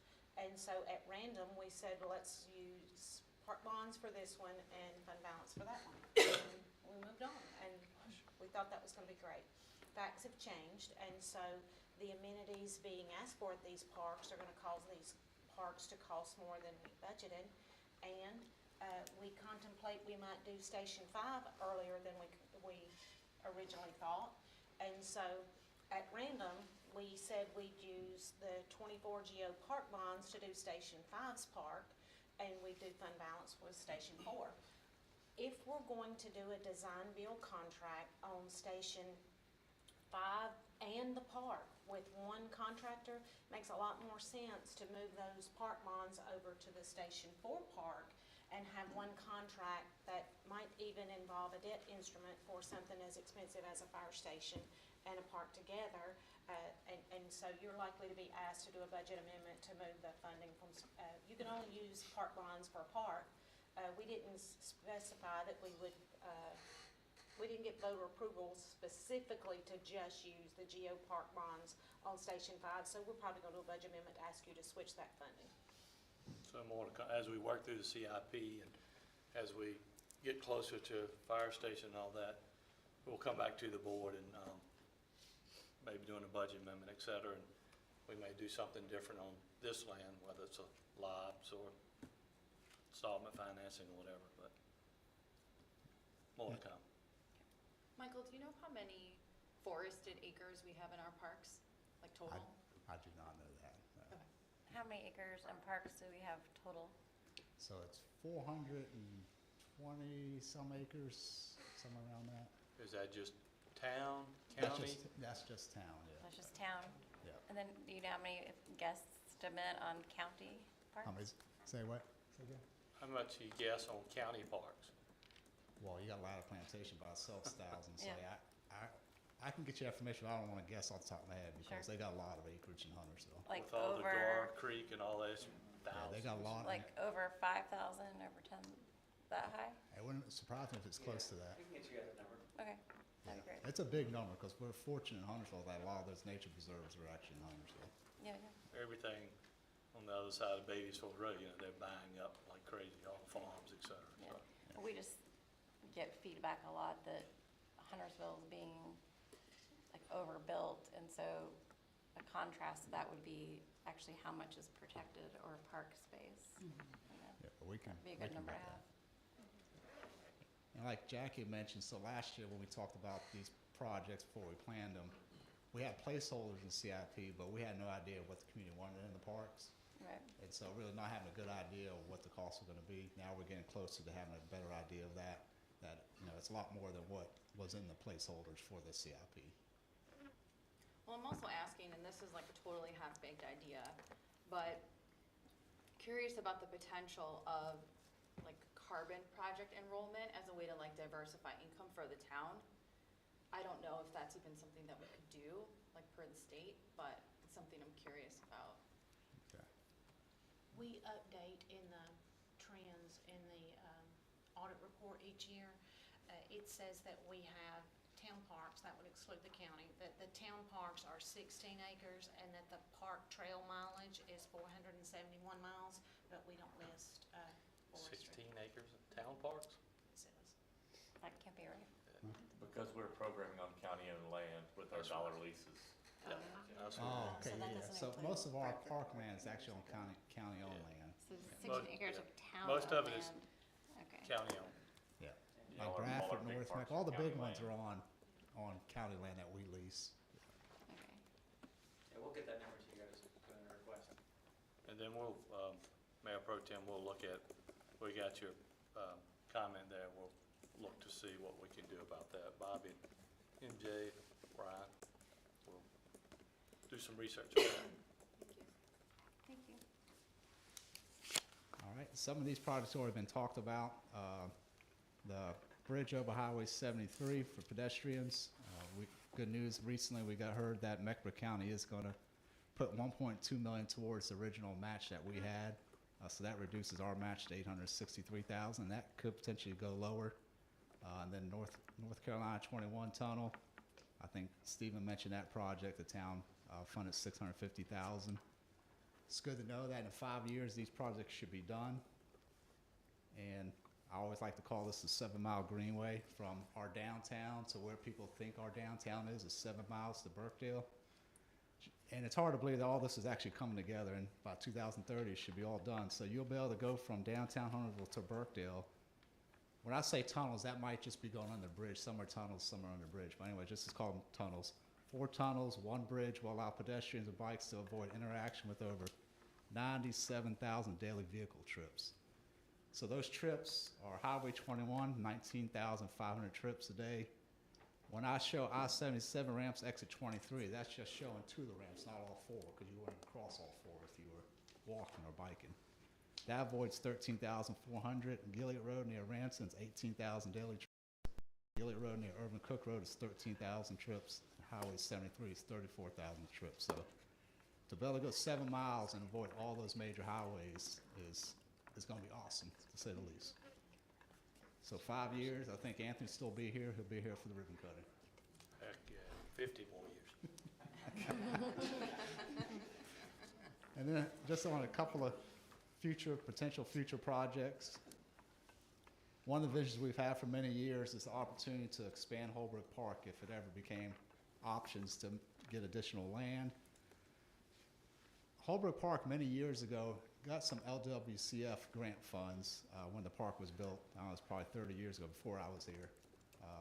So sometimes that helps your opportunity if you're expanding a current LWCF funded project. Sometimes you get more points if you're looking for opportunities to get another grant to expand. So that's always a possibility for purchasing land. The max grant is $500,000. I don't think they came up with a deadline for this year's grant, but that is an opportunity. And our vision was this park expansion more passive, but shelters, a canopy walk, gardens, overlook areas, natural play areas. Just thinking about long term as the residential development downtown is growing so fast, you only have one opportunity to really preserve a nice park in the core of your town. And here's just some potential opportunities that what it could be like. So there's a couple examples to the left. There are canopy walks that go through existing mature trees like we have at Holbrook and like they are downtown in this area. And then at the lower level, there's areas you can walk in different gardens and so forth. So just thinking about the downtowns in our area, whose downtown has such a large area that's 8 to 15 acres of wooded trees, mature trees, that's in the core of their downtown? There isn't one. This is really the only one.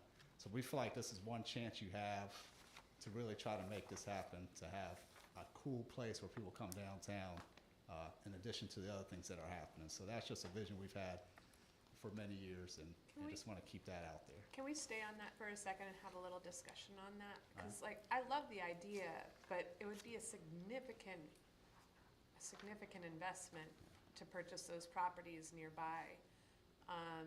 And we do have, while it's not a big park like this, we do have a lot of green space in our downtown area and some good parks.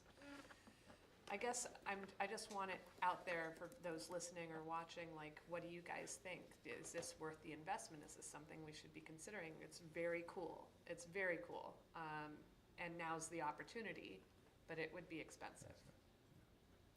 It would, and there may be, Commissioner, some opportunities to protect some of the land if some of this stuff gets redeveloped to try to, because it's in a hole, for lack of better terms. So there may be a way to protect those back halves of the properties if development moves forward on some of those. So there may be other options too as projects move ahead if we don't purchase them all outright. So something to think about as various projects bring themselves about in downtown. The parcels that are kind of along 115, hypothetically, are they large enough that you could possibly break it into a smaller parcel to keep something like street facing and then have a different part, have it broken and then have that wooded area connect to a hypothetical future So expansion. you talk about the front of the property is being developed and the back of the property is still being part of Yeah. that canopy trail. Yeah. And I think that's what I was Anthony talking is. about. Oh, okay. That's exactly what I was That's talking about. exactly what he was saying. yeah. Should just let you say it.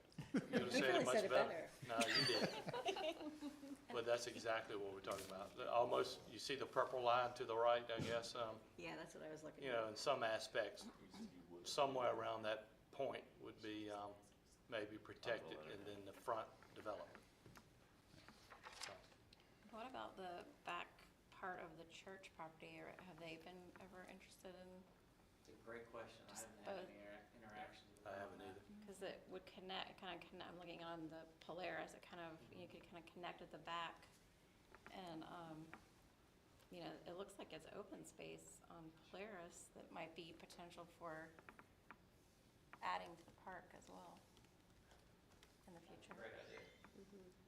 All right. Any other questions on that one? All right, next one, Bradford Park. So Bradford Park is jointly operated by Huntersville and Davidson. We actually manage the operation of it. Davidson pays us 20% of the operation costs, and they get 20% of the reserve usage. And it's property's owned by Mecklenburg County. The town leases the property from Mecklenburg County like we do with Bradford, with Berry and Hap and North Mac. What you see in the lighter green in the front is what's currently in the park. The green to the left is what is in the future phase. This park master plan was done 21 years ago, so you can imagine things have changed a lot. So we approached the county, us and Davidson, about updating that master plan. And the hope is that if we get that moving forward, then we update a plan, then we look at maybe developing it. I know Anthony's reached out to the county manager as well, so both Davidson and Huntersville are feeling the need for more fields as well as other amenities. So we're hoping that we can get the ball rolling this, but this will probably be our next big project when it comes to parks and athletic facilities. Because someone asked you today, where new fields are gonna go in Huntersville? We're growing fast right now. That's actually have an opportunity for that. Is this, when I asked earlier about skate parks? Yeah. Was it Bradford Park? Is that on there anywhere? Yeah, as so where skate the- park's right there. And one of the things about this park, so when this master plan was done, the county did not have the acreage that now connects it to Rama Church. And the goal has always been, if this park is expanded, we'll punch that driveway up to Rama Church. So people don't have to go on Highway 73. In a few years, when you leave the park, you're gonna have to take a right to go to Concord, do a U-turn, come back home. So the goal has always been to try to get a lot of that traffic, especially people from Huntersville, coming from Rama Church. So that would be part of that plan too, is to make that connection. And then the rec center, so the rec center was built, when we built the rec center, if you go into the building, you'll notice the steel structure to the left is beefed up a lot more than the rest of the building.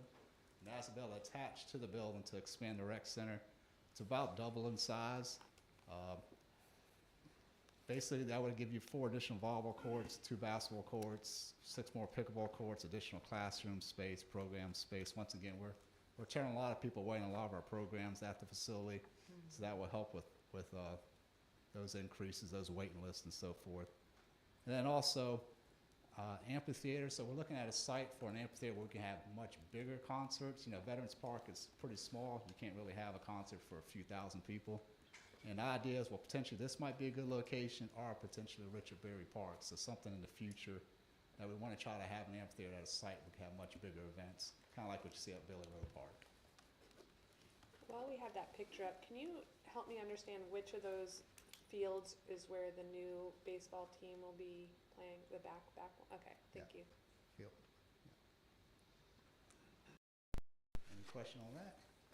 Would this, you said there's talks about maybe 2 different locations for an amphitheater, one being Berry. Well, I'm saying one more location for a large venue, but 2 options we're looking at is here or Richard Berry Park. We kind of like this area better because we have a lot of public parking between That's what I was. charter school, CPCC, the CDL lot. We can use that parking as part of our agreement. I think we're leaning towards this site. Now the field is bigger at Richard Berry, but I think overall, I think this is a better location. Well, that's what I was thinking. I feel like it's a little bit more centralized and definitely has more parking. I'm also curious, the expansion of a rec center, will that help, or would that help with, expanding summer camp So, programming as well? absolutely, yeah. I know everybody's hungry. I'm losing everybody. Anthony's getting hungry. I think Anthony's got the shakes over there. He's getting hungry. You're thumping on the table. All right. Lunch break. There you go. Lunch break. Any questions? Any other questions? Michael, when I was at a meeting and the lady came about the track at, Bradley, Right. Oh, about the cushion. the walking track about, I've not got anywhere with that yet. I need to follow back up on Okay. that. all right, we'll keep on that. That's it, everybody. Lunch break back at 1:15.